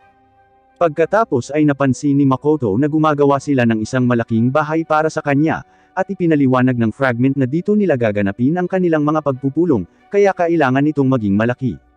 Sinabi ni Emma na ginagamit nila ang kanyang mga alaala bilang reference para dito, at ipinaliwanag ni Makoto na ginamit ni Tomo ang kanyang kapangyarihan upang isave ang isang bangkos ng kanyang mga alaala upang matingnan ang mga ito sa ibang pagkakataon. Pagkatapos ay tinanong ni Makoto si Emma kung narinig niya ang anumang bagay mula kay Tomo, at sinabi ni Emma na wala siya. Ang fragment din ay walang narinig mula sa kanya, at si L pagkatapos ay dumating doon. Binanggit niya na gusto niyang tingnan ni Makoto ang isang bagay, at dinala niya siya sa isang pagawaan, at ipinakita niya sa kanya ang ilang baluti. Hindi sila gusto ni Makoto, dahil mukhang kakaiba para sa isang mangangalakal na magsuot ng full plate armor, at napansin niya ang isang jacket na may katugmang pantalon. Nalaman niya na ito ay ginawa ni Ruguo, ang gumawa ng Draupnir, at ipinaliwanag ni Ruguo na ang protective gear na ito ay sumisiksik ng mga tinukoy na halaga ng mana, at nag-aalok ito ng parehong physical at magic defense. Pagkatapos ay isinuot ito ni Makoto, at sinabi ni Ruguo kay Makoto na isipin na ililipat ang panloob na pulang lining gamit ang panlabas na suot. Ginagawa ito ni Makoto, at ipinaliwanag ni Ruguo na prioritize ng pula ang kadaliang kumilos kaysa depensa, at sinubukan ito ni Makoto. Gusto niya ito, ngunit ang jacket ay napunit. Ipinaliwanag ni Ruguo na naabot nito ang limitasyon sa pagsipsip ng mana, at binanggit niya na kailangan niyang gumawa ng mas mahusay. Pagkatapos ay nalaman ni Makoto na ang alkay ay maaari na ngayong mag-transform sa anyo ng tao, at sinabi ni Mio na sinasanay niya sila para dito. Lumipat ang eksena kay Makoto papunta sa kumpanya ng kalakalan ng Rembrandt, at nakilala niya ang may-ari, si Patrick Rembrandt. Samantala sa guild, nagtanong ang isang adventurer tungkol sa tao na kumuha ng trabaho mula sa kumpanya ng kalakalan ng Rembrandt, at umalis siya pagkatapos malaman ang mga detalye. Bumalik sa kumpanya ng pangangalakal, tinanong ni Patrick si Makoto kung gaano na siya katagal sa lungsod na ito, at sinabi ni Makoto na kararating lang niya kahapon. Iniisip ni Patrick na ito ang dahilan kung bakit hindi niya siya kilala, at sinabi ni Makoto na siya ay isang rank E adventurer lamang, at siya ay nasa level 1 din, kaya hindi ito nakakagulat. Binanggit niya na ito ang kanyang unang trabaho, at iniisip niyang magtayo ng sariling negosyo sa kalaunan. Naisip ni Patrick na narito lang si Makoto para humingi ng pabor mula sa kanyang kumpanya para sa kanyang negosyo, dahil ang isang adventurer ng kanyang level ay hindi maaaring talunin ng Ruby Eyes. Iniisip ni Makoto na ito ang inaasahan niyang reaksyon, at ipinakita niya ang dalawang Ruby Eyes kay Patrick. Nagulat si Patrick nang makitang totoo sila, at humingi siya ng paumanhin sa pagdududa kay Makoto. Tinanong siya ni Makoto kung bakit kailangan niya ang mga mata na ito, at binanggit ni Patrick na kailangan niya ang mga ito upang makagawa ng ambrosia, ang mahiwagang lunas para sa lahat ng sakit. Ipinaliwanag niya na ang kanyang asawa, at mga anak na babae ay dumaranas ng isang isinumpo na sakit, at kailangan niya ang gamot na iyon. Ipinaliwanag niya na ang isang isinumpo na sakit ay isang uri ng sumpa na dulot ng ritual ng isang mangkukulam, at binanggit ng mayordomo ni Patrick na ang ginang ng bahay at ang kanyang mga anak na babae ay dinapuan ng level 8 na sinumpa na sakit. Ang tanging makakapagpagaling sa kanila ay ang ambrosia. Sinabi ni Patrick na nagawa nilang mahuli ang mangkukulam, ngunit sinabi lamang niya sa kanila ang level ng isinumpo na sakit bago siya namatay. Sinabi ni Makoto na matutulungan niya sila sa paggawa ng gamot dahil alam niya ang isang alchemy meister, at tuwang-tuwa si Patrick na marinig ito. Pagkatapos ay sinabi ni Patrick na kailangan nila ng higit pang Ruby Eyes, dahil dalawa sa kanila ang makakagawa lamang ng gamot para sa isang tao, at binigyan siya ni Makoto ng 6 na Ruby Eyes.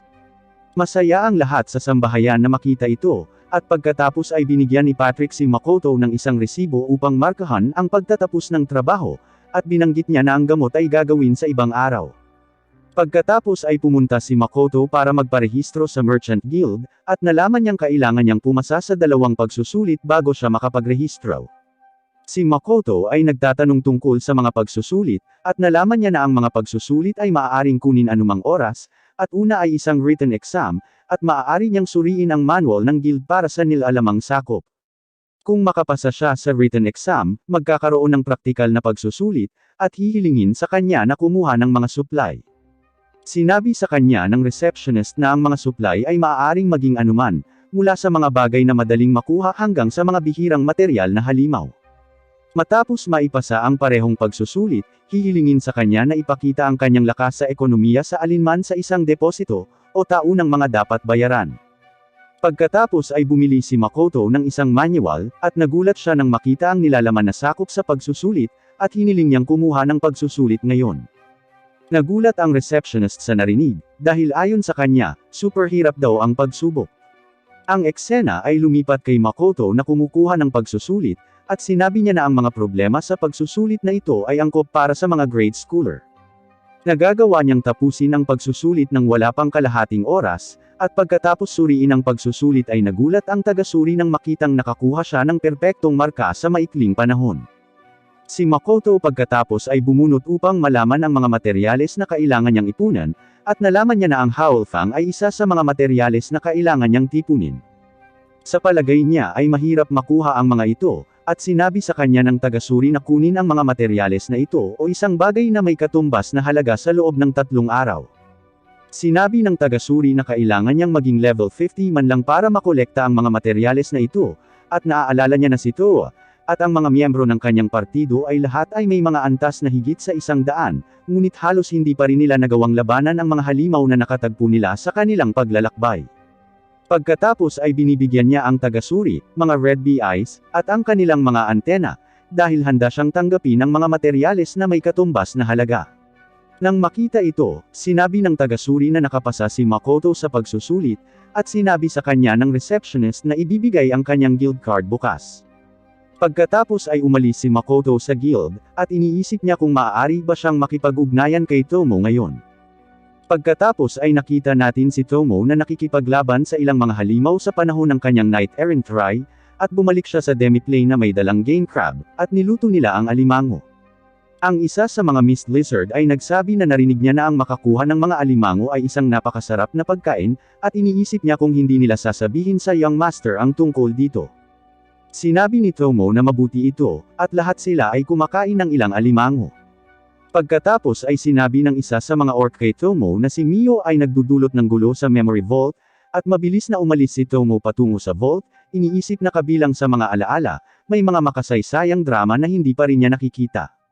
Pagkatapos ay pumasok si Tomo sa memory vault, at napansin niya na walang mali dito. Nalaman niya na isinasalin lang ni Mio ang mga alaala ni Makoto, at ginamit ni Emma ang orc para ipatawag siya rito para matulungan niya silang magsalin. Sinubukan ni Tomo na tumanggi, ngunit bina-blackmail siya ni Emma na nagsasabi na sasabihin niya sa Young Master na si Tomo ay lihim na bumalik sa demiplane at nagpista ng alimango, kung hindi siya makikinig sa kanya. Pagkatapos ay lumipat ang eksena kay Tomo na sinusubukang manood ng ilang makasaysayang drama sa halip na magsali ng mga alaala, at tinanong niya si Mio kung nakagawa siya ng anumang pag-unlad kasama ang Young Master habang silang dalawa ay nag-iisa. Sinabi sa kanya ni Mio na pinanood niya lamang na natutulog ang Young Master, at hindi makapaniwala si Tomo na hindi natulog si Mio sa kanya. Binanggit niya na sa punto na ito, hindi na niya ito magiging turn na asikasuhin siya, at sinabi ni Mio kay Tomo na magulat sa Young Master sa halip na makipag-chat sa kanya. Pagkatapos ay napansin niya ang isang bagay na kawili-wili sa mga alaala ni Makoto, at ang eksena ay lumipat kay Makoto sa isang restaurant upang kumain ng kahit ano, ngunit hindi niya mabasa ang menu. Siya ay random na nag-order ng inumin, ngunit siya ay nabigo sa lasa nito. Pagkatapos ay lumipat ang eksena kay Makoto sa demiplane, at napansin niya ang fragment na nagtago sa ilang prutas. Sinusubukan ng fragment na bigyang katwiran ang kanyang mga aksyon, ngunit sinabi ni Makoto na ayos lang dahil narito rin siya upang kumuha ng ilang prutas. Sabay silang kumakain ng mga prutas, at pinasalamatan siya ni Makoto sa pagpili nito. Ang fragment ay nagsasaad na sa pagkakataong ito ay gumawa sila ng mas mababa kaysa sa inaasahan, at binanggit niya na ang lagay ng panahon sa demiplane ay kakaiba kamakailan. Biglang uminit at lumamig, at noong nakaraang linggo ay umulan ng nyebe. Iniisip ni Makoto na kailangan niyang mahanap ang dahilan ng mabilis, o maaari itong makaapekto sa negosyo. Pagkatapos ay tinanong siya ni Makoto kung nagsimula na silang magplano ng ilusyon na lungsod, at ang fragment ay nagsasaad na mayroon sila, ngunit wala silang ideya kung paano magpatuloy dito.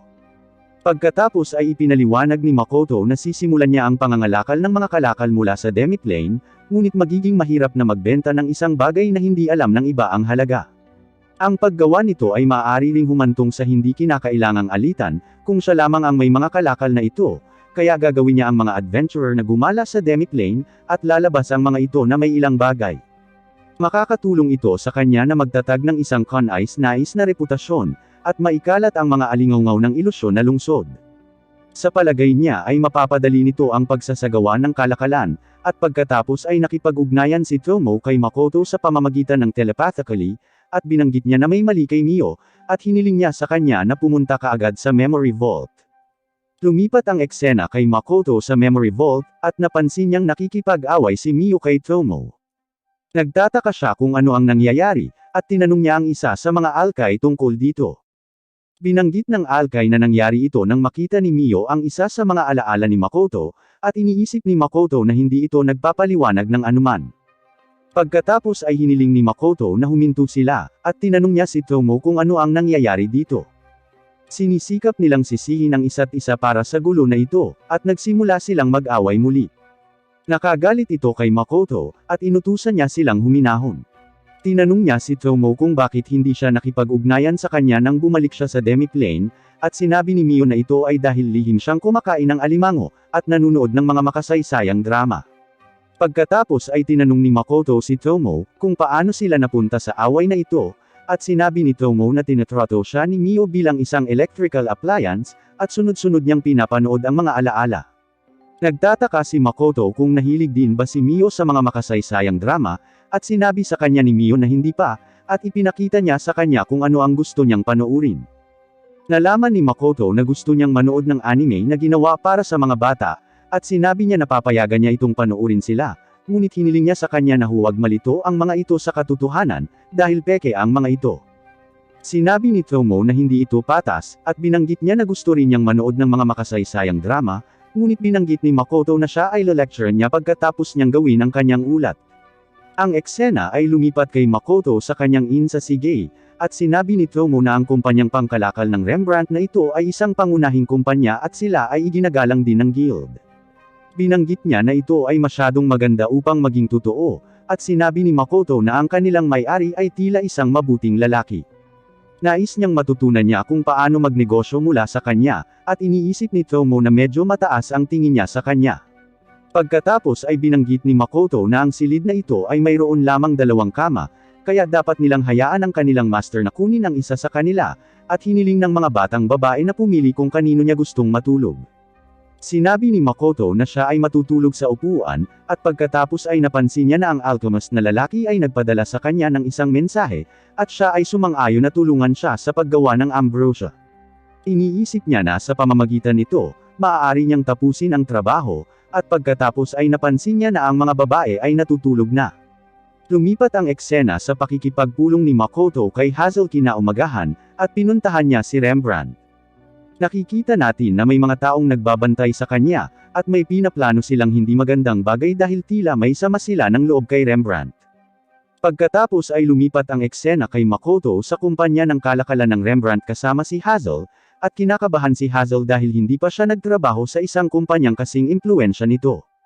Pagkatapos ay binigay ni Patrick kay Hazel ang kagamitan na kailangan para makagawa ng ambrosia, at nalaman ni Hazel na ang proseso ng paggawa ng ambrosia ay talagang simple. Gumagamit siya ng mahika upang gawin ang mga paghahanda, at iniisip ni Makoto na ginagawa ito ni Hazel ng hindi mahusay, at nakialam siya sa mahika ni Hazel, ngunit hindi nalaman ni Hazel ang tungkol dito. Pagkatapos ay kinukuha ni Hazel ang ambrosia mula sa mga mata ng Ruby Eyes, at ipinaliwanag sa kanila ng mayordomo na karaniwang ang ambrosia ay gawa sa mga bulaklak ng ambrosia, ngunit mahirap makuha ang mga ito, kaya ginagamit nila ang mga mata ng Ruby Eyes bilang kapalit, dahil ang mga Ruby Eyes ay kumakain sa mga bulaklak ng ambrosia. Iniisip ni Makoto na kung makakakuha siya ng ilang mga pambihirang bulaklak ng ambrosia ay maaari niyang gawin ang mga ito na prize product ng kanyang kumpanya ng kalakalan. Pagkatapos ay natapos ni Hazel ang paggawa ng isang dosis ng ambrosia, at dinala ito ng mayordomo kay Patrick. Samantala, ginawa ni Hazel ang natitirang 2 dos, at ang mayordomo ay dumating doon, at binanggit niya na may nangyari kay Patrick. Pagkatapos ay sinuri ni Makoto si Patrick, at nalaman niyang nasugatan siya. Ipinaliwanag ni Patrick na ang kanyang asawa ay nakipag-away ng husto nang subukan niyang bigyan siya ng gamot, at halos hindi siya nasupil ng mga gwardya. Binanggit niya na hindi siya kailanman kumilos ng ganito karahas, at sinabi ni Hazel na maaaring maging hadlang ito sa isinumpo na sakit upang pigilan ang mga tao sa pagbibigay ng gamot. Nawawala ng pag-asa si Patrick nang marinig ito, at iniisip niya kung walang paraan upang mailigtas ang dati niyang magandang asawa at mga anak na babae mula sa kakilakilabot na sumpang ito. Pagkatapos ay hiniling ni Makoto kay Patrick na dalhin siya sa kanyang asawa, at sinabi niya na maaari niya itong pigilan habang si Patrick ang nagbibigay ng gamot. Sinubukan ni Patrick na sabihin kay Makoto na hindi ito magagawa ng isang taong ka-level niya, ngunit iginiit pa rin ni Makoto, at sinabi ni Hazel na magiging maayos si Makoto dahil siya ang nakatalo sa mga Ruby Eyes na iyon. Nagulat si Patrick at ang kanyang mayordomo nang marinig ito, at dinala nila siya sa asawa ni Patrick. Inaakit siya ni Makoto gamit ang amoy ng ambrosia, at sa tingin niya ay hindi niya dapat saktan ang asawa ni Patrick, kaya kailangan niyang mag-ingat. Naaalala niya na ang kanyang kapatid na babae ay nagsasanay ng judo sa kanya sa lahat ng oras, at sa kanyang kasalukuyang mga pisikal na kakayahan ay maaari niyang kopyahin ang kanyang mga galaw. Pagkatapos ay gumamit si Makoto ng judo lock para pigilan siya, at si Patrick ang nagbigay ng gamot.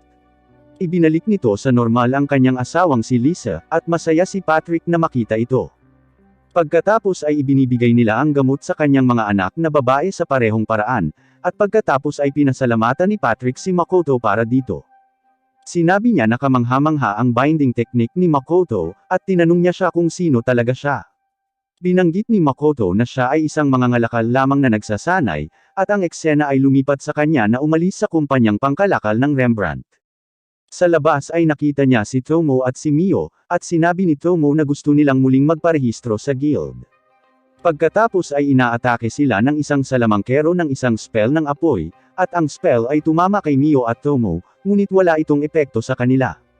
Binanggit ni Makoto na dapat lang silang umiwas, at sinabi ni Tomo na gusto niyang matukoy ang lakas ng mga assassin. Ipinaliwanag niya na sinusundan ng mga lalaking ito si Makoto, mula nang umalis siya sa inn, at pinalibutan ng ilang adventurer si Makoto at ang kanyang grupo. Ang pinuno ng kanilang grupo na nagngangalang Lime Latte ay humiling sa mga babae na sumama sa kanila, at tinanong siya ni Mio, kung magkano ang handa niyang ibigay. Sinabi ni Lime na bibigyan niya siya ng 10 gintong barya, at sinamahan sila ni Mio pagkatapos marinig ito. Pagkatapos ay inalis niya ang kanyang sarili mula sa labanan, at telepatikong tinanong niya si Makoto, kung kamusta ang kanyang pag-arte. Pinasalamatan siya ni Makoto sa pagsama sa plano, at sa palagay niya ay hindi na nila makikita ang pag-ulit ng nangyari sa Zetsuya. Pagkatapos ay sinabi ni Lime kina Makoto at Tomo na hindi ito mangyayari kung hindi sila nasangkot kay Rembrandt, at sinabi ni Makoto kay Tomo na iwan ang mga taong ito ng buhay. Ang lahat ng mga adventurer pagkatapos ay inaatake si Tomo at si Makoto, at pinabagsak silang lahat ni Tomo ng mag-isa. Pagkatapos ay si Lime na lang, at ang salamangkero ang natitira, at hiniling nila kay Mio na tulungan sila, ngunit binanggit ni Mio na pumayag lamang siya na huwag makisali. Pagkatapos ay sinubukan ng salamangkero na gumamit ng spell ng transportasyon upang tumakas, ngunit pinigilan siya ni Makoto, at madaling natalo ni Tomo si Lime. Pagkatapos ay napansin niya ang ilang mga bata sa kanyang memorya, at nagpasya siyang iligtas siya.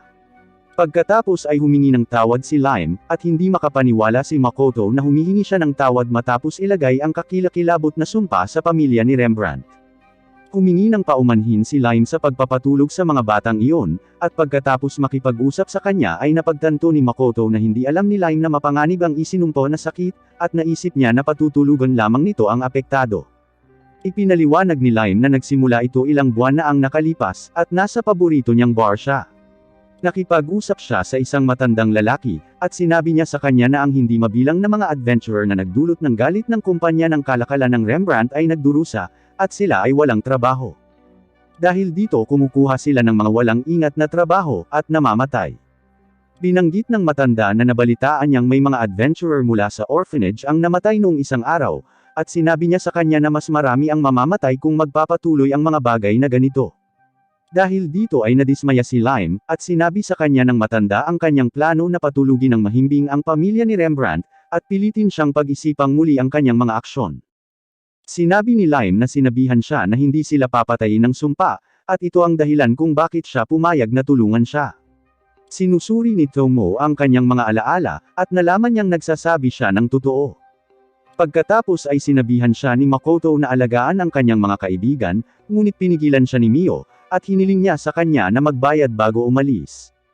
Kinuha ni Mio ang lahat ng kanyang pera, at masama ang pakiramdam ni Makoto para kay Lime, noong una ay nabugbog na siya, at ngayon ay wala na siyang pera. Pagkaraan ay ilang beses humingi ng tawad si Lime kay Rembrandt, at sa huli ay pinatawad siya ni Rembrandt, at sinabi niya sa kanya na bilang parusa ang kanyang pakikipagsapalaran ay magiging limitado sa hinaharap.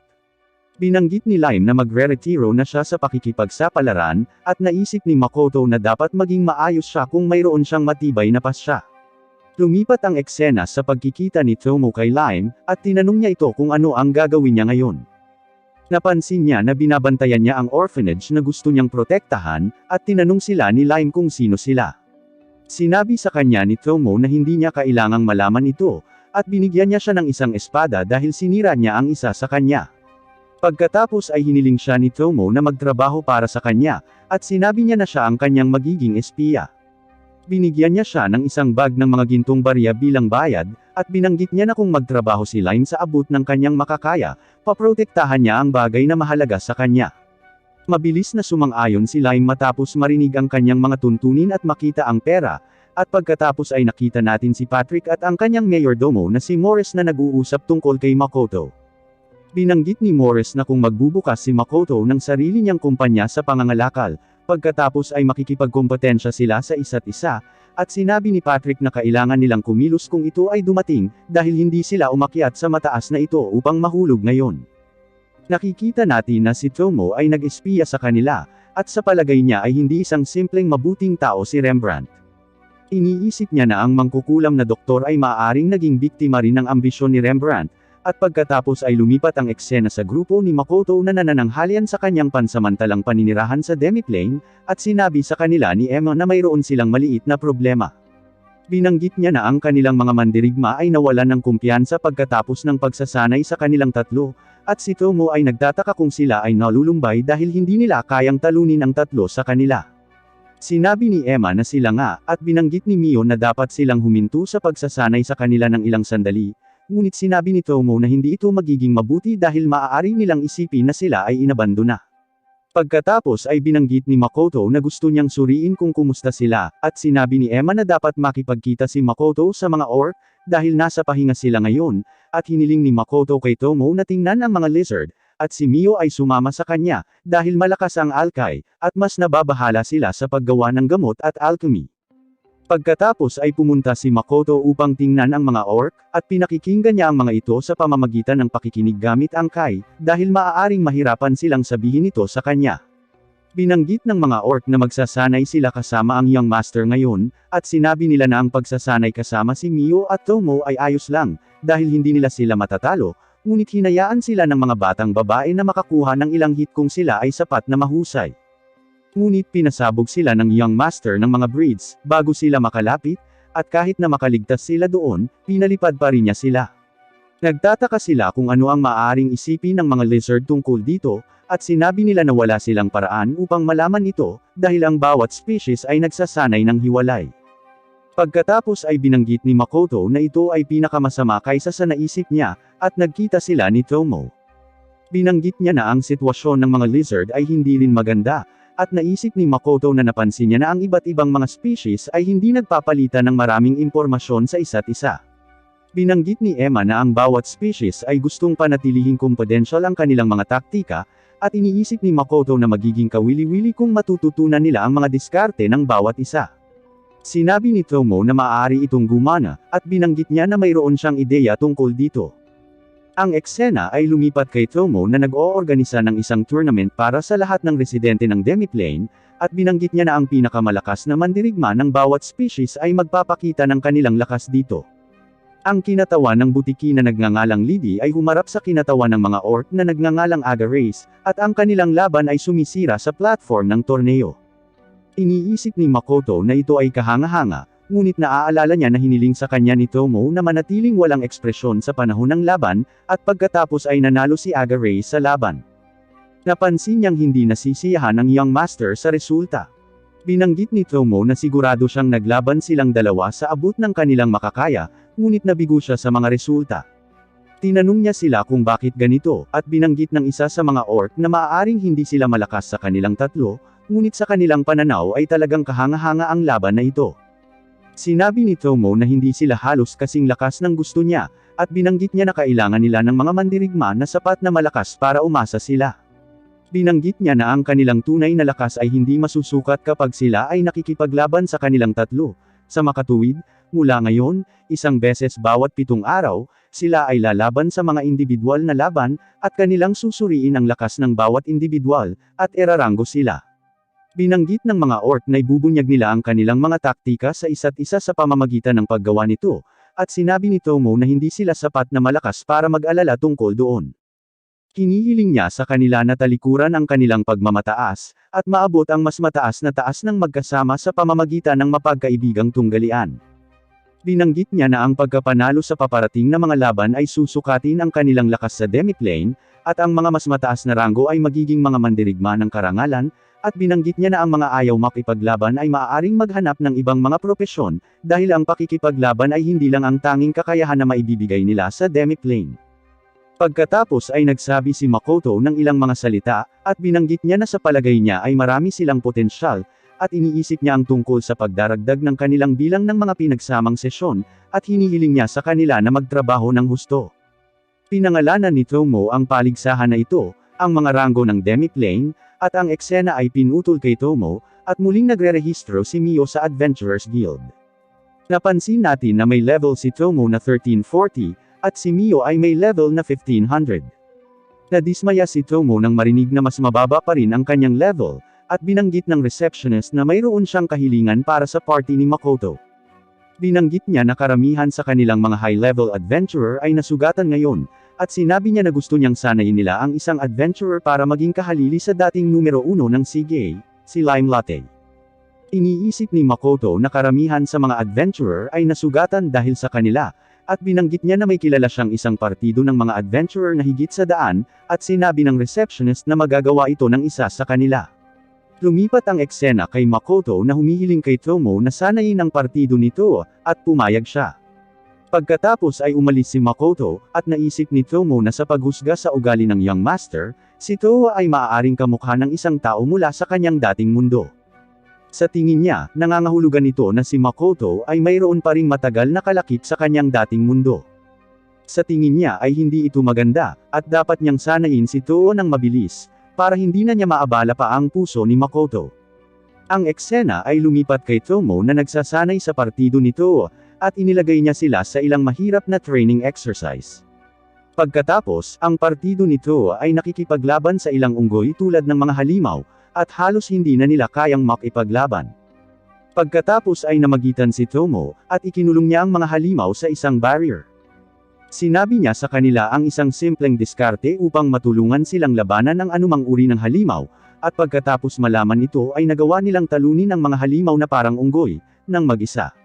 Sinabi ni Tomo na sa susunod ay aalisin nila ang isang lungga ng mga halimaw na ito, at binanggit niya na dapat nilang patunayan ang kanilang superioridad sa iba pang mga adventurer sa Seagay, at ipakilala sa kanila na sila ang mga alas dito. Binanggit niya na humigit kumulang 100 halimaw ang naninirahan sa lungga na iyon, at binibigyan niya sila ng isang gabi upang bumuo ng isang diskarte. Pagkatapos ay lumipat ang eksena kay Tomo na nagsasabi sa receptionist na iniwan niya ang party ni Toho sa Den of Shadowtail, at hindi makapaniwala ang receptionist dito. Binanggit niya na halos hindi matatalo ng 100 adventurer ang isa sa mga halimaw na iyon, at ang den na iyon ay nasa isang lugar na kilala bilang Death Wish Road. Ang kalapit na Tinarak Forest ay napakadelikado kung kaya't maraming adventuring party ang nawala, at bumalik si Toho, at ang kanyang partido na may dalang ilang bahagi ng halimaw. Sinabi ni Toho na natalo nila ang kanilang target, at nakikita natin na halos hindi na sila makatayo. Ipinasa sila ni Tomo sa kanilang pagsubok matapos makitang naalis na nila ang pugad, at ipinaliwanag na sa ganito nakilala ang superiority ng partido ni Toho sa mga guild. Ang eksena ay lumipat kay Makoto na humihiling kay Mio na maghanap ng mga bulaklak ng ambrosia, at binanggit niya na maaari silang maging mga prize product ng kanyang kumpanya ng kalakalan. Binanggit niya na sa paghusga sa mga tirahan ng Ruby Eyes, maaaring tumubo ang mga ito sa isang lugar sa Tinarak Forest, at tinanong ni Mio si Makoto, kung ano ang kanyang gagawin. Sinabi ni Makoto na magsisimula siyang mag-set up ng isang tindahan, at ang eksena ay lumipat sa kanya na tinatalakay ito kay Patrick. Tinanong niya siya kung maaari siyang umarkila ng ilang espasyo sa kanyang kumpanya para sa kanyang tindahan, at sinabi ni Patrick na ikalulugod niyang tulungan siya dito. Binanggit niya na ang ilang espasyo ay nagbukas kamakailan, at hiniling niya kay Morris na makipag-ugnayan sa tao na namamahala. Iniisip ni Morris na walang anumang bukas na espasyo, at iniisip niya kung ano ang magiging magandang lokasyon. Iniisip ni Patrick kung isang tindahan lang ang kakailanganin niya, at nalaman niya kung bakit hindi nagbubukas ng sariling tindahan si Makoto. Naalala ni Makoto na ipinaliwanag niya sa iba na kailangan niyang magsagawa ng pag-eespiya sa ngalan ng kaharian kung gusto niyang makakuha ng sarili niyang real estate, at sinabi niya sa kanila na lihim na sinabi sa kanya ng receptionist ng Merchant Guild ang tungkol dito nang pumunta siya para kumuha ng kanyang guild card. Sinabi niya na hindi ito kinakailangan kung umupo siya ng isang tindahan sa ibang kumpanya ng kalakalan, at binanggit ni Tomo na ang kaharian ng Ion, kung saan matatagpuan ng Sigay ay tiyak na mahilig sa espionage. Sinabi niya na ang pagtanggi sa kanila ay maaaring makapinsala sa negosyo, kaya kailangan nilang magrenta ng espasyo sa tindahan ng ibang tao. Iniisip ni Makoto na ito ang dahilan kung bakit siya pumunta rito, at tiyak na tinutulungan ni Patrick ang kaharian sa kanilang espionage. Pagkatapos ay sinabi ni Patrick na mayroong isang neutral na lungsod na hindi kabilang sa anumang kaharian, at maaaring makapagtatag ng tindahan doon si Makoto. Binanggit niya na sasabihan niya ang kanyang mga kakilala sa lungsod na iyong tungkol dito, at hiniling niya kay Makoto na bigyan siya ng ilang oras. Pinasalamatan siya ni Makoto sa lahat, at bumalik siya sa demiplane. Sa palagay niya ay magiging abala siya sa paghahanda upang buksan ang kanyang kumpanya ngayon, at pagkatapos ay nakita natin ang ilang mga batang babae na nag-espiya sa ilang mga adventurer mula sa malayo sa Tinarak Forest, at iniisip nila na ang mga tao ay marunong lamang magnakaw, at iniisip nila kung ang kanilang kawalang ingat ay dahil sa pagmamahal na mayroon ang Diyosa sa kanila. Pagkatapos ay tinalo ng mga batang babae ang mga adventurer, at tinanong ng maliit ang isa kung pinatay niya sila, at sinabi niya na hindi niya ginawa, ngunit gagawin niya ito, kung hinawakan nila ang mga pulang lotus. Ang eksena pagkatapos ay lumipat sa mga residente ng demiplane na nagkakaroon ng party upang ipagdiwang ang pagkakatatag ng Kusuno Trading Company sa labas ng mundo. Naisip ni Tomo na dapat nilang hayaan ang Young Master na magkaroon ng ilang oras na mag-isa kasama ang mga residente ng demiplane ngayon, at umalis siya kasama si Mio. Ang isang alkay na pinangalanang Akina pagkatapos ay nagulat ng kanilang mga natuklasan sa Tinarak Forest kay Tomo, at binigay niya sa kanya ang mga coordinate ng mga bulaklak ng ambrosia, at ang kanilang mga nauugnay na detalye. Binanggit niya na naisip nila na dalhin ang isa sa kanila, ngunit may isang species na nag-aalaga sa kanila sa kakahuyan. Iniisip ni Makoto na ang walang ingat na pag-aani ng mga ito ay maaaring humantong sa mga problema kung ito ang kaso, at tinanong niya siya kung ang alkay ay nakapag-adjust na sa buhay sa demiplane. Sinabi ni Akina na naka-adjust na sila, at binanggit niya na si Minato ay nagsasaliksik ng iba't ibang mga paksa kabilang ang panday, at alchemy, at si Haruna ay tila mahilig sa mga armas kaya siya ay nakikilahok sa pagsasanay sa labanan paminsan-minsan. Inilagay ni Hokuto ang kanyang sarili sa pagtatayo, at tinutulungan niya ang mga orc. Sinabi niya na madalas niyang kasama si Mio, at bumisita sila sa ilang mga stall ng pagkain habang naghahanap ng mga bulaklak ng ambrosia. Pagkatapos ay umalis siya, at pumunta doon si Lidi. Binanggit niya na nakakuha siya ng iba't ibang mga bagong taktika, salamat sa kanilang pinagsamang mga sesyon ng pagsasanay, at sinabi niya na nagtagumpay din siya upang talunin si Agarace noong isang araw. Umalis si Lidi, at kinausap ni Beren si Makoto. Tinanong niya siya kung kumusta ang bayan ng tao, at binanggit ni Makoto na ito ay isang buhay na lugar, ngunit namumukod tangi sina Tomo, at Mio kung minsan. Sinabi ni Beren na nagseselos siya na nakakasama nila siya sa lahat ng oras, at sigurado siyang kapanapanabik ang bawat araw. Nagtataka si Makoto kung nakakasakal sa mga dwarf ang lugar na ito, dahil ito ay isang saradong mundo, at binanggit ni Beren na wala silang nararamdaman. Binanggit niya na ang lupain dito ay masagana, at may mga bundok, at mga ilog na umaagos mula sa hindi kilalang pinanggalingan. Wala na silang mahihiling pa, at para sa kanila ito ay isang paraiso. Binanggit niya na gusto niyang narito, ngunit gusto niyang malaman kung anong uri ng mga armas ang sikat sa labas ng mundo. Sinabi ni Makoto na maaari niyang subukang patakbuhin ang shop na inuupahan nila sa Sigay sa kasong ito, at sigurado siyang dudumugan siya ng mga tao para gumawa ng mga armas para sa kanila, dahil sikat ang mga dwarven na armas. Binanggit ni Beren na magugustuhan niya iyon, at ang orc na pinagaling ni Makoto ay pumunta doon. Binanggit niya na siya ay itinalaga sa susunod na shift ng paggabay sa mga adventurer sa ilusyon na lungsod, at siya ay masaya na matulungan ang Young Master sa anumang paraan na posible. Gusto rin ng iba na makipag-usap sa Young Master, at ang eksena ay naputol kay Mio at kay Tomo na kumakain mag-isa. Pagkatapos ay napansin ni Tomo na hindi niya maramdaman ang Young Master sa malapit, at pareho nilang napansin ni Mio na ang presensya ng Young Master ay nawala sa mundong ito, at nag-aalala silang malaman ito. Napansin nila na bumalik ang kanyang presensya, at pumunta sila upang suriin siya. Nakita nila si Makoto na nagsasanay gamit ang kanyang pana, at sa tingin niya ay natutunan niyang kontrolin ang kanyang kapangyarihan. Lumapit doon si Mio, at Tomo, at niyakap ni Mio si Makoto habang umiiyak.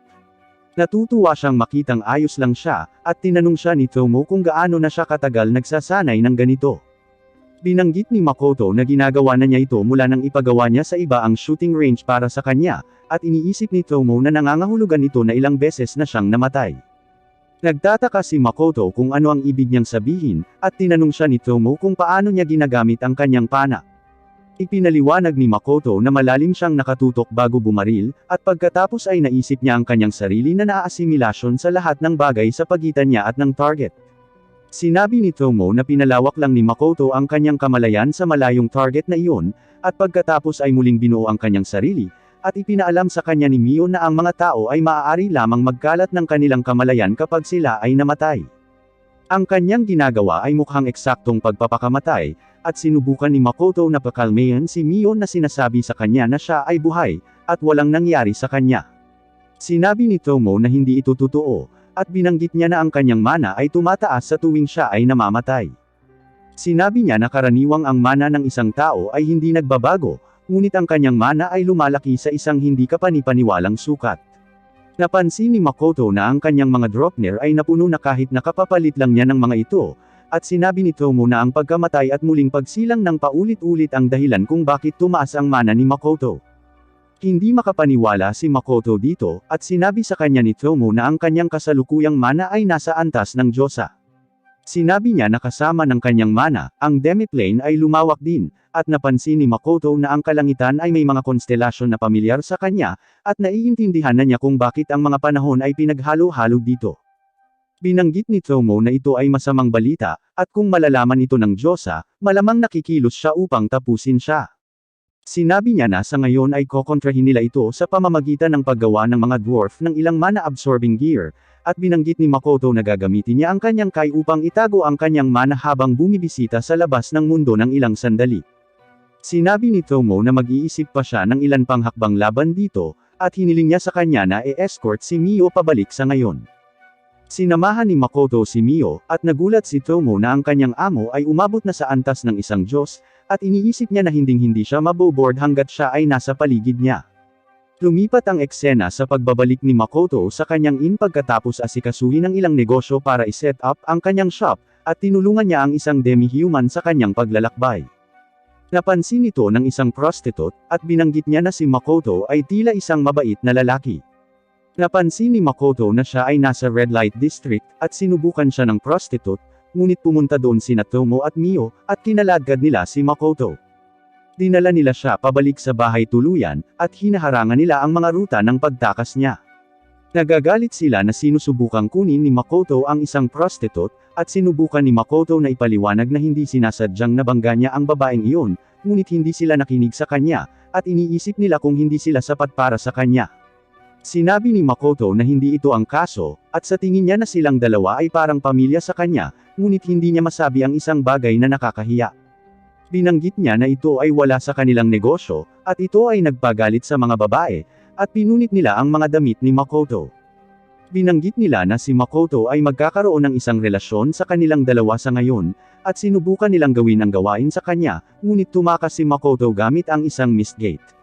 Pagkatapos ay napansin ni Emma si Makoto sa demiplane, at nang makita ang kanyang kalagayan, napagtanto niya kung ano ang nangyari, at hindi siya nagtanong sa kanya ng anumang mga katanungan. Ang eksena pagkatapos ay lumipat kay Ruguo na nagbibigay kay Makoto ng higit pang mana-absorbing gear, at binanggit niya na gumagana ang mga ito tulad ng naunang inilarawan, ngunit ang kanilang tibay ay nadagdagan. Dumating doon si Mio, at humingi siya ng tawad kay Makoto noong isang araw ng Prebado. Nagtataka si Mio kung galit ba si Makoto sa kanila, at sinabi ni Makoto na hindi, ngunit hiniling niya sa kanila na huwag gumawa ng ganito mula ngayon. Pagkatapos ay binanggit ni Makoto na pinaplano niyang makipag-negotiate sa mga species na may kaugnayan sa mga bulaklak ng ambrosia, at tinanong ni Mio kung maaari siyang sumama sa kanya. Binanggit ni Makoto na dapat silang magkasama, at si Mio ay nasa sabik na marinig ito. Ang eksena ay lumipat sa kanila sa Tinarak Forest, at napansin ni Makoto na sinusundan sila ng ilang adventurer. Iniisip niya na hindi sila maaaring magdulot ng anumang pinsala sa kanila, dahil sila ay talagang mahina, at nagpasya siyang iligaw sila. Matagumpay niyang nagawa iyon, at pagkatapos ay nakatagpo siya ng isang field ng mga bulaklak ng ambrosia. Pagkatapos ay hinawakan ni Makoto ang kamay ni Mio upang ilakad siya sa paligid ng field, dahil maaring madulas ito, at masaya si Mio na hawakan ang kamay ng young master. Ngunit hindi nagtagal ay nabalisa siya ng dalawang babae mula noon, at binitawan ni Makoto ang kamay ni Mio. Tinanong siya ng mga batang babae kung bakit sila naririto, at binanggit ni Makoto na wala siyang balak na masama, at iniisip niya kung maaari silang mag-usap. Taking gulat ni Mio na binitawan ni Makoto ang kamay niya, at nagalit siya sa mga babae. Naabutan din sila ng mga adventurer mula noon, at sinabi nila na kukunin nila ang lahat ng mga bulaklak na ambrosia na ito. Pagkatapos ay iniisip ng mga batang babae na silang lahat ay mga magnanakaw, at sinubukan ni Makoto na pakalmayan ang lahat, ngunit hindi sila nakikinig sa kanya, at sinalakay sila ng mga batang babae. Tumakas si Makoto, at binanggit ng mga adventurer na dapat niyang talunin sila sa halip na tumakas. Napagtanto ni Makoto na ang babaeng kasama ng mga adventurer ay ang prostitute na nakilala niya noong isang araw, at sinalakay sila ng mga babae, ngunit ipinagtanggol ni Makoto ang kanyang sarili at ang mga adventurer gamit ang kanyang defensive kai. Pagkatapos ay nakipag-ugnayan si Tomo kay Makoto, at hiniling ni Makoto na tulungan siya, ngunit tumanggi si Tomo dahil iniwan siya ni Makoto na mag-isa para makipag-date kay Mio, ngunit nakumbinsi siya ni Makoto pagkatapos sabihin sa kanya na hahayaan niyang ituloy niya ang paggawa ng katana at pagsasaka ng palay. Pagkatapos ay hiniling ni Tomo kay Makoto na lumikha ng usok sa paligid ng mga adventurer, at binanggit niya na dadalhin niya sila sa ilusyon na lungsod. Sinabi niya na maaari nilang pakainin si Mio ng ilan sa dugo ni Makoto upang mailabas siya sa kanyang pagkataranta, at pagkatapos ay ipinadala ni Makoto ang mga adventurer sa ilusyon na lungsod, at pinakain niya si Mio ng ilan sa kanyang dugo upang dalhin siya sa paligid. Pagkatapos ay sinubukan ng maliit na batang babae na gumamit ng spell, ngunit hindi ito gumana, dahil sinisipsip ito ni Mio. Pagkatapos ay gumamit si Makoto ng isang flash para bulagin sila, at sinisira niya ang kanilang mga armas. Hiniling niya kay Mio na itali sila, at samantala, ang mga adventurer ay natagpuan ng kanilang sarili sa ilusyon na lungsod, at ang ilang mga orc at ang fragment ay tinatanggap sila. Pagkatapos ay ipinaliwanag ni Makoto sa mga batang babae na narito lamang sila upang makipag-usap, at binanggit niya na siya ay talagang isang mangangalakal. Naiintindihan ng mga babae at ipinakilala nila ang kanilang mga sarili bilang Aqua at Ares, at sinabi nila na gagabayan nila si Makoto sa kanilang nayon. Nalaman natin na ang mga batang babae ay mga ogre sa kagubatan, at dinala nila sina Makoto at Mio sa kanilang nayon. Napansin ni Makoto na ang kanilang buong nayon ay napapalibutan ng isang barrier sa pagtatago, at sinabi ni Ares na pinoprotektahan sila ng barrier at ang mga bulaklak, at binanggit niya na inaanyayahan nila ang lahat ng mga kahinahinalang tao na bisitahin ang kanilang nayon. Pagkatapos ay hiniling ni Aqua sa kanila na pakawalan ang kanilang mga gapos, at binanggit niya na dadalhin niya sila sa mga elders. Ang eksena ay lumipat sa kanilang pagkikita ng mga elder, at ang kinatawan ng mga ogre sa gubat na nagngangalang Nilgestory ay tinanggap sila sa kanilang nayon. Nalaman ni Makoto na ang mga ogre ng kagubatan ay iba sa mga elf, habang pinamamahalaan nila ang kagubatan na kanilang tinitirhan, at ang mga elf ay kumukuha ng kapangyarihan mula sa mga espiritu. Ipinaliwanag ng anak ni Nilgestory na nagngangalang Adono na sila ang mga ninuno ng mga elves, ngunit ang mga elder ay hindi sumasang-ayon sa kanila, at binanggit nila na sila ay isang lahi na mas mataas sa mga elf. Nagtataka si Adono kung plano nilang manirahan sa pagtatago kahit na humina na ang barrier ng dragon, at nagdududa rin siya sa kwento ni Makoto, ngunit pinili niyang paniwalaan siya sa ngayon, at umalis siya. Ang mga elders ay nagtanong sa kanila ng ilang katanungan, at pagkatapos ay binanggit ni Aqua na sila ay magdaraos ng isang kapistahan sa gabi upang humingi ng tawad sa kanilang naunang hindi pagkakaunawaan, ngunit ipapakilala muna nila siya sa kanilang master. Dumating doon ang master ng mga babae, at sumabog siya sa dingding sa halip na gumamit ng pinto. Ipinakilala niya ang kanyang sarili bilang Mondo, at nakipagkamay siya kay Makoto. Napansin niya na maganda ang pagkakagawa ng kanyang kamay, at nagalit si Mio sa kanya dahil sa paghawak sa kamay ni Makoto, mas matagal kaysa sa kanya, at pinalipad niya si Mondo. Nagtataka tuloy si Mondo kung sino ang mga taong ito, at sa palagay niya ay wala sa kanila ang ordinaryong tao, at pagsisisihan nilang nakilala siya. Pagkatapos ay hiniling ni Makoto kay Mio na imbestigahan sina Adono at Mondo, at siya ay unang nag-espiya kay Mondo. Napansin niya na ang isang makapangyarihang mana sa lupa ay nakapaligid sa kanya, at naisip niya na maaaring sinapian siya ng isang bagay. Pagkatapos ay napansin niya ang isang telepatikong komunikasyon na nakulong sa mga web na kanyang inilatag sa paligid ng nayon, at sa pakikinig nito ay nalaman niyang konektado si Adono sa mga demonyo. Iniulat niya ang kanyang mga natuklasan kay Makoto, at hiniling ni Makoto kay Mio na makipagpalitan kay Tomo sa demiplane, dahil mayroon siyang isang bagay na gusto niyang kumpirmahin. Ang eksena pagkatapos ay lumipat sa mga ogre ng gubat na nagpa-party, at mula sa malayo, napansin ni Makoto na nag-uusap sina Mondo at Adono. Pagkatapos ay lumabas ang isang leech mula kay Mondo, at sinisiksip nito ang puwersa ng buhay ni Adono upang pasiglahin ang kanyang material na anyo. Dahil dito ay nataranta ang mga ogre ng gubat, at nagtataka si Makoto kung bakit niya pinatay ang mga taong ito.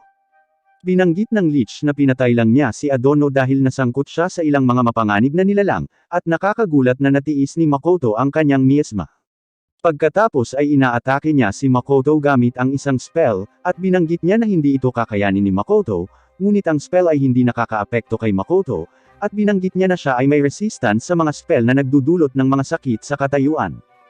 Pagkatapos ay sinipsip ni Makoto ang spell, at binanggit niya na natutunan niya ito mula kay Mio, at gumagamit siya ng Dark Attribute Magic para ubusin ang lahat ng kapangyarihan ng leech. Dumating doon si Tomo, at sinabi sa kanya ni Makoto na gusto niyang makausap ang leech na ito mamaya, at ipinadala niya siya sa demiplane. Nang makita ito, tinanong siya ng mga Highland Orc kung ano ang ginawa niya, at binanggit nila na hindi siya mukhang isang mangangalakal. Sinabi nila na binalak nilang patayin siya pagkatapos ibaba ang kanyang bantay sa isang kapistahan, at nagulat si Makoto nang marinig ito, at pagkatapos ay nalaman natin na kilala ni Tomo si Nilgestory. Hindi siya nakilala ni Nilgestory dahil sa kanyang bagong anyo, at sinabi ni Tomo sa kanya ang kanyang tunay na pagkakakilanlan, at nalaman ni Makoto na siya ang dragon na gumawa ng barrier sa paligid ng nayon na ito. Ang mga taga-nayon ay yumuko kay Tomo pagkatapos na malaman ito, at sinabi niya sa kanila na idirekta ang kanilang paggalang sa kanyang master, at lahat ay nagulat nang marinig na si Makoto ang kanyang master. Lumipat ang eksena sa pagtatanong ni Makoto sa leech, at tinanong niya ito kung ano ang ginagawa niya sa nayong iyon.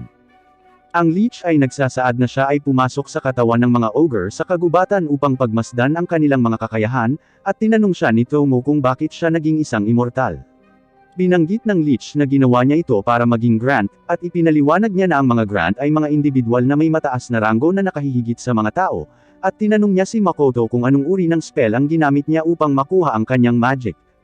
Binanggit ni Makoto na ito ay normal na dark magic, at tinanong niya ang leech kung mayroon siyang anumang mga spellbook, dahil interesado siyang bilhin ang mga ito.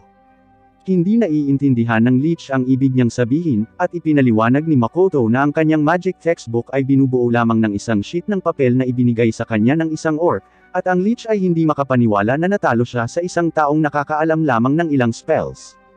Binanggit ni Tomo na dapat niyang kunin ang buong leech kung gusto niya ng librong magturo sa kanya ng magic, at tinanong niya ang leech kung gusto niyang maging grant dahil nalaman niya na ang mga grant ay maaaring malayang maglakbay sa pagitan ng mga mundo. Sinasabi ng leech na ito nga ang gusto niya, at binanggit ni Tomo na imposible ito.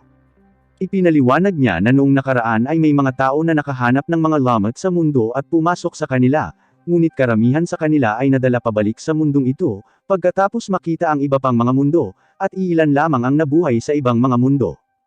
Ang mga matagumpay na nakapaglakbay sa ibang mga mundo ay tinatawag na mga grant, at hindi ito ang kabaligtaran. Pagkatapos ay tinanong ni Makoto si Tomo kung mayroong isang paraan upang maglakbay sa ibang mga mundo, at binanggit ni Tomo na mayroon, ngunit ang posibilidad na makaligtas sa gayong paglalakbay ay mas mababa sa 10%.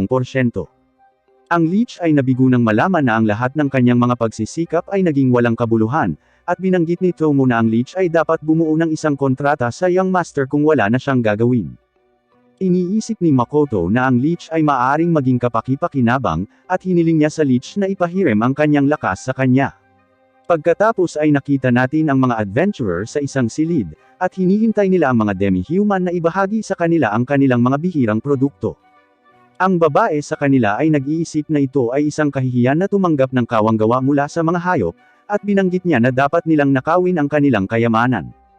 Pagkatapos ay gumawa sila ng plano na nakawin ang kayamanan, at samantala si Makoto ay gumagawa ng 100-0 na kasunduan sa pagkonsumo kasama ang leech.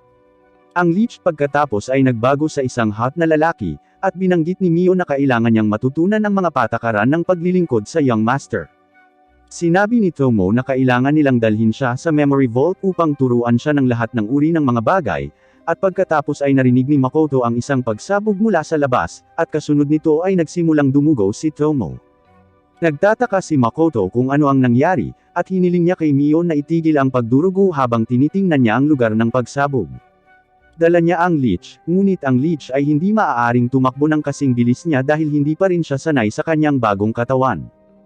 Hiniling niya kay Makoto na magpatuloy, at binanggit niya na pagagalingan niya ang mga nasugatan mula rito gamit ang kanyang healing magic. Sa pagpapatuloy ay napansin ni Makoto si Hokuto na nakahandusay sa lupa, at siya ay nilalamig, at hindi siya gumagalaw. Iniisip ni Makoto na kinikilala niya ang kalagayan nila, at malamang napatay na sila. Pagkatapos ay sinabi ng leech na natapos na niyang pagalingin ang lahat sa lugar, at ang mga taong pinakamalapit sa kinaroroonan ngayon ni Makoto ay ang mga taong lubhang nasugatan.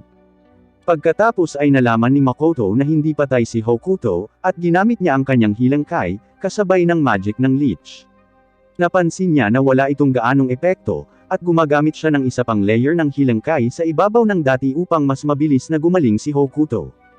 Nagawa niyang patatagin si Hokuto, at binigyan ng isang orc na bata si Makoto ng kwintas na pag-aari ng orc na pinagaling ni Makoto ang kamay. Sinabi sa kanya ng bata kung nasaan ang orc bago ang pagsabog, at napansin ni Makoto na siya ang nasa gitna ng pagsabog. Napansin niya na ang pagsabog ay tila nagbukas ng mist gate sa Sea, na minsan nilang binuksan noon, at naramdaman niya ang isang adventurer sa kabilang panig ng gate.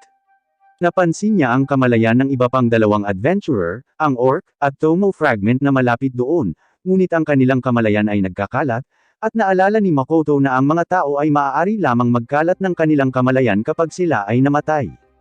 Natarante si Makoto nang makita ito, at sinubukan niyang puntahan ang adventurer na buhay pa, ngunit ang pagsisikap na pumasok sa mist gate ay nagpapasok sa kanyang utak ng mga alaala ng adventurer. Matapos makita ang mga alaala ng adventurer, nalaman ni Makoto na sinubukan nilang nakawin ang kanilang mga paninda, at sa nangyaring laban pagkatapos, isa sa mga hiyas na sumisiksik ng mana ni Makoto ang sumabog na nagdulot ng pagsabog. Pagkatapos ay nakita natin ang babae mula sa adventuring party na nabubuhay pa, at sinubukan niyang tumakas kasama ang mga ninakaw na gamit, matapos mapagtanto na siya ay na-teleport pabalik sa Sea. Ngunit pinalibutan siya ng hamog, at mula sa loob ay nagmumula si Makoto. Nakita natin na galit siya, at may suot siyang nakakatakot na ekspresyon sa kanyang mukha.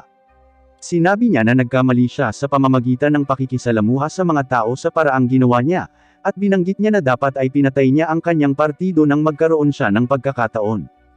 Hindi maintindihan ng babae ang kanyang sinasabi, ngunit mula sa kanyang tono, at ekspresyon ay nalaman niyang pinaplano niyang patayin siya, at sinubukan niyang ipagtanggol ang kanyang sarili. Pagkatapos ay pinutol ni Makoto ang kanyang mga kamay, at sinipa siya nito pababa. Binanggit niya na nasaktan ang mga denizen ng Demiplane dahil sa kanyang mga baluktot na halaga, at pinatay niya ang fragment ni Tomo, at isang batang orc. Nagmakaawa ang babae para sa kanyang buhay, ngunit pinutol ni Makoto ang kanyang lalamunan. Pagkatapos ay naisip niya na ito ang unang pagkakataon na sinasadya niyang pumatay ng isang tao, at nagsimula siyang umiyak. Nagtataka siya kung bakit siya umiiyak, at nalaman niya na dahil ito ay malungkot kapag namatay ang mga bagay. Pagkatapos ay sumigaw siya, at binanggit na sa susunod na araw ay nagpanggap siya na parang maayos ang lahat, at nagsagawa sila ng isang memorial service para sa orc, at sa fragment ni Tomo. Iniisip ni Makoto na siya ay walang muwang, at wala man lang siyang naintindihan tungkol sa mundong ito. Ang eksena ay lumipat kay Makoto na pinangalanan ang leech, na Shaki, at binanggit niya na may isang bagay na gusto niyang itanong kay Tomo. Sinabi niya na sa panahon ng pagsabog ay nakita niya ang alaala ng isang adventurer, at nagtataka siya kung paano nangyari iyon kung ang pagtingin sa mga alaala ay ang kapangyarihan ni Tomo. Nagtataka siya kung nangangahulugan nito na siya ay naging hybrid ng dragon, tao, gagamba at leech sa pamamagitan ng pagbuo ng mga kontrata sa kanila, at sinabi ni Shakina sa isang kontrata ng control, walang bahagi ng katulong ang pumapasok sa master. Sinabi ni Tomo na maaaring ginamit ni Makoto ang kanyang kapangyarihan ng nagkataon, at binanggit niya na maaaring sanhi ito ng koneksyon na kanilang nabuo. Nagalit si Mio nang marinig ito, at sinabi ni Shaki na magagamit ni Makoto ang kapangyarihan ng kanyang mga katulong kung gusto niya, ngunit magtatagal ito para masanay siya sa mga ito. Binanggit ni Tomo na ang tanging pagbubukod ay kapag ang isang master at ang kanyang lingkod ay nagtitiwala sa isa't isa, at kapag ang isang master ay naglalayong lutasin ang isang emergency. Binanggit ni Mio na nagkataon lamang ito, at nagsimula siyang makipag-away kay Tomo upang malaman kung sino ang may mas malakas na ugnayan kay Makoto. Pagkatapos ay lumipat ang eksena kay Makoto na nagsasabi sa ilan sa mga residente ng Demiplane na gusto niyang lumikha ng isang espesyal na dibisyon, at papalibutan nila ito ng isang pader, upang isipin ng mga adventurer na ito ang buong ilusyon na lungsod. Binanggit ni Emma na mapoprotektahan ito ang mahihina at mga bata mula sa pakikipag-ugnayan sa mga adventurer, at hiniling ni Makoto sa mga butiki na magpatrolya sa lugar. Pagkatapos ay tinanong niya si Haruna, kung kumusta ang mga pinsala ni Hokuto, at sinabi ni Haruna na tumatagal ito ng ilang oras, ngunit siya ay gumagaling ng maayos. Nagpasalamat siya sa kanya sa pagligtas sa isa sa kanyang uri, at binanggit ni Makoto na hindi na kailangan iyon, dahil ang pagkakamali niya ang naging sanhi ng insidenteng iyon kung tutuusin. Sinabi niya na gusto niyang magpalit-palit ang alkay sa pagpapanggap ng mga adventurer na naninirahan sa lungsod, at sinabi niya na ayaw niyang mangyari muli ang ganoong bagay. Ang eksena ay lumipat sa mga dwarf na nagpapaliwanag kay Makoto na muli nilang isinaalang-alang ang pamamahala ng bodega, at ngayon ang mga basurang materyales ay agad na itinatapon. Binanggit nila na plano rin nilang mag-install ng fire extinguishing mechanism, at shock-absorbing walls. Sinabi ni Makoto na dapat itong panatilihing ligtas sila ng ilang sandali, at hiniling niya kay Beren na maingat na pangasiwaan ang mga kalakal na plano nilang ibenta rin sa Seagay. Lumipat ang eksena sa pakikipagkita ni Makoto sa kaibigan ng namatay na orc, at binanggit niya na katatapos lang niyang humingi ng tawad sa mga magulang ng namatay na orc. Sinasabi ng orc na hindi kailangang humingi ng tawad si Makoto, dahil iniligtas niya ang kanilang buong namamatay na nayon, at ang pagbibigay ng kanilang buhay para sa Demiplane ay ang pinakamahusay na magagawa nila. Binanggit ni Makoto na ganoon din ang sinabi ng kanyang mga magulang, ngunit gusto niyang ayusin ang mga bagay, at humingi siya ng paumanhin. Pagkatapos ay napansin ni Shaki na may iniisip si Makoto, at tinanong niya siya kung ano ang problema. Binanggit ni Makoto na iniisip niya ang tungkol sa hinaharap ng Demiplane, at nakapagdesisyon na siya. Pagkatapos ay lumipat ang eksena sa pakikipag-usap ni Makoto kay Patrick sa kumpanya ng kalakalan ng Rembrandt, at sinabi sa kanya ni Patrick ang tungkol sa bayan ng Rotsgard Academy. Binanggit niya na ito ang neutral na lungsod na tinutukoy niya kanina, at kasama ang iba't ibang institusyong pang-edukasyon nito, lahat ng bagay ng kaalaman ay nagtitipon doon. Pagkatapos ay ipinakita ni Patrick kay Makoto ang isang mapa ng kaharian ng kontinente, at sinabi niya sa kanya ang layout ng lupain. Binanggit niya na walang dapat na makahadlang sa negosyo ni Makoto sa Rostgard. Binanggit ni Patrick na susulat siya ng isang liham ng rekomendasyon para kay Makoto, at iniisip ni Makoto na hindi dapat tama na iwanan ang mga bagay na tulad nito, at binanggit niya na nagsinungaling siya tungkol sa isang bagay. Inihayag niya ang kanyang mukha, at nagulat si Patrick nang makita ang mukha ni Makoto, ngunit binanggit niya na hindi ito nagbabago, dahil ang kanyang pagmamahal sa kanyang asawa at mga anak ay pareho pa rin kahit na sila ay naapektuhan ng isinumpo na sakit, at ang kanyang tiwala para kay Makoto ay pareho. Natutuwa si Makoto na marinig ito, at sa tingin niya ay ang ibig sabihin nito ay ikinukumpara siya ni Patrick sa sinumpa na bersyon ng kanyang asawa. Pagkatapos ay lumipat ang eksena kay Makoto na sinusubukang kumbansihin si Mio, at Tomo na dadalhin niya si Shaki sa Rostgard sa halip na sila, at sinubukan nilang gawin siyang muling isaalang-alang. Sinabi niya na naisip niya na natural na ang mundong ito ay hindi maintindihan dahil pinamamahalaan ito ng Diyosa, ngunit hindi na niya matatanggap ang paliwanag na iyon, at gusto niyang matuto ng higit patungkol sa mundong ito. Ito ang dahilan kung bakit gusto niyang pumunta sa akademya sa Rostgard, at humihingi siya ng paumanhin sa pag-iwan sa Demiplane at Seagay sa isang hindi kumpletong estado, ngunit kailangan niyang gawin ito. Pagkatapos ay ibinibigay niya sa kanila ang ilan sa kanyang mga alaala bilang regalo sa pamamaalam, at ibinigay niya kay Tomo ang mga alaala ng ilang mga diskarte sa espada, at binigay niya kay Mio ang mga alaala ng mga baril, at sa pamamagitan nito ay pinahintulutan nila si Makoto na umalis kasama si Shaki. Pagkatapos ay sinabi ni Mio na habang wala si Makoto ay pamamahalaan niya ang ilusyon na lungsod, at ang tindahan. Binanggit ni Tomo na maghahanap siya ng higit pang mga residente, at ang eksena ay lumipat kay Makoto na umalis sa Demiplane. Pumunta siya sa Seagate, at sinubukan niyang gumamit ng Magic Circle upang mag-teleport sa Rustguard, ngunit ang Diyosa ay namagitan sa kanyang teleportation, at ipinadala siya nito sa isang tigang na lupain. Doon, inatake ng isang babae si Makoto, at umiwas si Makoto, ngunit nagawa niyang putulin ang kanyang mga daliri. Iniisip ni Makoto na malakas ang babaeng ito, at samantala ipinaalam ni Shiki kay Mio, at Tomo na nawala si Makoto. Pagkatapos ay nagtataka si Makoto kung ano ang nangyayari, at sinabi ng babae na si Makoto ay mukhang isang demi-human, at iniisip niya kung siya ba talaga ang pinili ng Diyosa. Pagkarinig nito ay napagtanto ni Makoto na ito ang ginagawa ng Diyosa, at inatake siya ng babae. Umiwas si Makoto, at pinatigil niya ang pagdurugo sa kanyang kamay. Pagkatapos ay nagtataka si Makoto kung bakit nila siya inaatake, at sinabi ng babae na nagngangalang Sofia na sila ay pumanig sa mga demonyo sa digmaang ito. Nagtataka si Makoto kung ano ang ibig niyang sabihin, at pagkatapos gamitin ang kanyang kai sa nakapalibot na lugar ay nalaman niyang siya ay kasalukuyang nasa lugar ng digmaan kung saan nagaganap ang digmaan sa pagitan ng mga tao at mga demonyo. Sinabi ng batang kasama ni Sofia na kailangan nilang tapusin ng mabilis si Makoto, dahil pinipigilan niya ang pagsulong ng hukbo ng demonyo, at naisip ni Makoto na kailangan niyang umabala ng oras at espasyo bago niya mabuksan ang Mist Gate patungo sa Demiplane, o sila ay pupunta para sundan siya doon.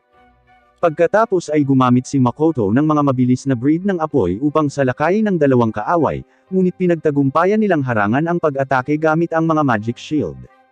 Sinubukan ni Makoto na tumakas habang ang mga breed ay gumagawa ng pag-atake, sa pamamagitan ng pagtatago sa kanyang presensya, ngunit ang batang nagngangalang Mitsurugi ay humadlang sa kanyang pagtakas gamit ang kanyang mahika.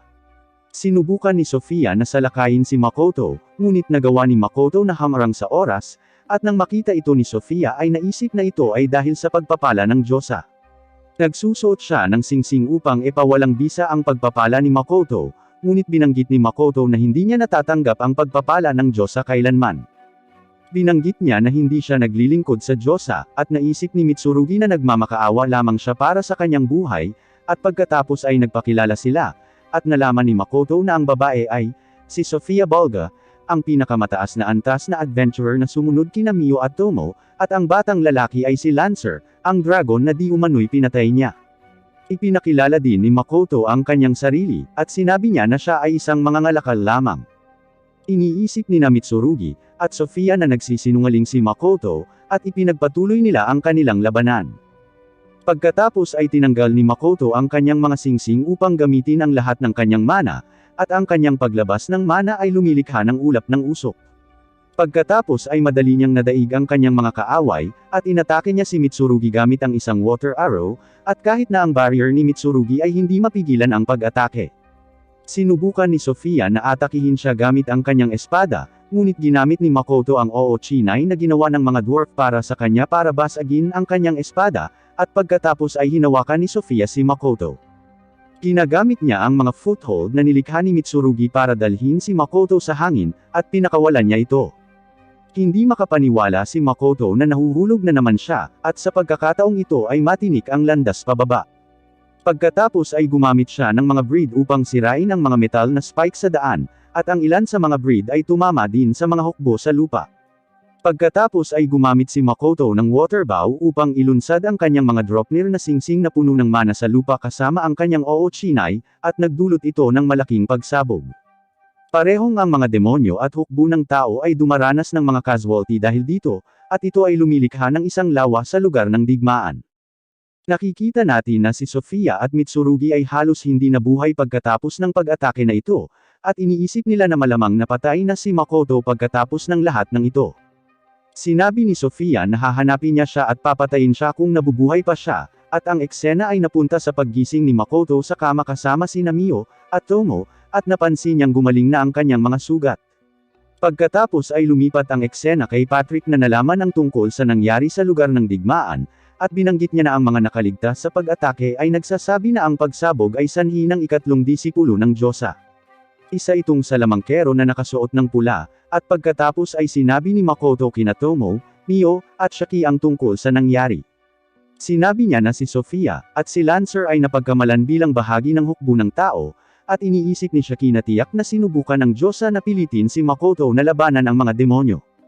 Nagalit si Mio sa Diyosa nang narinig ito, at binanggit ni Makoto na siya ay pabaya at hindi handa. Iniisip niya na kailangan niyang dagdagan ang halaga ng mana, na magagamit niya kaagad, at sigurado siyang magbabago ang mga bagay, kapag natutunan niya ang mga pangunahing kaalaman sa mahika. Binanggit niya na pupunta siya sa akademya kasama si Shaki upang mag-aral, at sinabi ni Tomo na mas mabuti kung sasama rin sila sa kanya, dahil maaaring makagambala muli ang Diyosa sa kanilang mga plano. Binanggit ni Makoto na nag-aalala rin siya sa Diyosa, at ito ang dahilan kung bakit nais niyang itago sa kanya sina Tomo at Mio, bilang kanyang trump card. Naiintindihan ng mga babae, at sumasang-ayon silang magsinungaling sa ngayon. Pagkatapos ay binanggit ni Tomo na gusto niyang ipakilala ang isang tao kay Makoto, at ipinakilala niya ang kanyang fragment sa kanya. Binanggit niya na ito ay ibang fragment kaysa sa huli, at ipinaliwanag niya na ang lahat ng kanyang mga fragment ay nagbabahagi ng kanyang mga pandama at kamalayan, ngunit lahat sila ay may iba't ibang personalidad. Binanggit ni Tomo na ginamit niya ang isa sa mga ginastos na singsing ni Makoto bilang core ng fragment na ito, at hindi siya matatapos tulad ng huli. Pinangalanan ni Makoto ang fragment na Komo, at sinabi ni Tomo na dahil si Komo ay produkto ng kanilang pinagsamang mana, para siyang anak nila. Pagkatapos ay tinawag ni Komo si Makoto, ama, at nagalit si Mio nang marinig ito, at muli niyang inaway si Tomo. Nakita natin na ang mga forest ogres ay sumali sa demiplane, at nagsasagawa sila ng ilang pagsasanay sa pakikipaglaban kasama ang iba pang mga residente. Napansin ni Makoto na ang ilusyon na lungsod ay nagsisimula na rin sa isang mahusay na simula, at ang kanyang tindahan sa Sige ay nagbukas din. Ang tindahan ay tumatanggap ng ilang mga pagpuna dahil sa kanyang demi-human na tauhan, ngunit pagkatapos makita ang mga kalakal na magagamit doon, at ang mga kasanayan ng mga dwarf, nagsimula itong makakuha ng katanyagan. Napansin ni Patrick na nagbukas si Makoto ng isang pangkalahatang tindahan, at iniisip niya na lahat ng ginagawa ni Makoto ay hindi inaasahan kasama na ang kanyang demi-human na staff. Pagkatapos ay binanggit ni Makoto na kalaunan ay nalaman niya na ang pagsabog ng mana na dulot niya noon ay pumatay ng maraming tao sa kapwa-tao, at sa panig ng demonyo, at sa oras na iyon ay hindi niya alam kung gaano kalakas ang mana ng isang tao kapag ang kanilang buhay ay nasa panganib. Hindi rin niya napansin ang presensya ng ibang mga tao mula sa kanyang mundo na kilala bilang mga bayani, ngunit hindi pa niya ito makikilala ng ilang sandali. Pagkatapos ay sinabi ni Makoto na maglalaan siya ng oras sa pag-aaral tungkol sa kanyang ina at ama, at inanyayahan siya ni Emma sa isang piging upang ipagdiwang ang pagbubukas ng kanyang tindahan. Ang mga residente ng demiplane ay sama-samang nasisiyahan sa kapistahan, at iniisip ni Makoto na ang pamumuhay sa kakaibang mundong ito ay mas mahusay kaysa sa inaakala niya. Napansin niyang nag-aaway sina Mio at Tomo, at binawi niya ang sinabi niya. Salamat sa panunood ng buong serye. Paki-like at i-share ang video kung nagustuhan mo, at siguraduhing pindutin ang subscribe button, at i-on ang notification bell para patuloy na makakuha ng mga bagong update sa recap ng anime.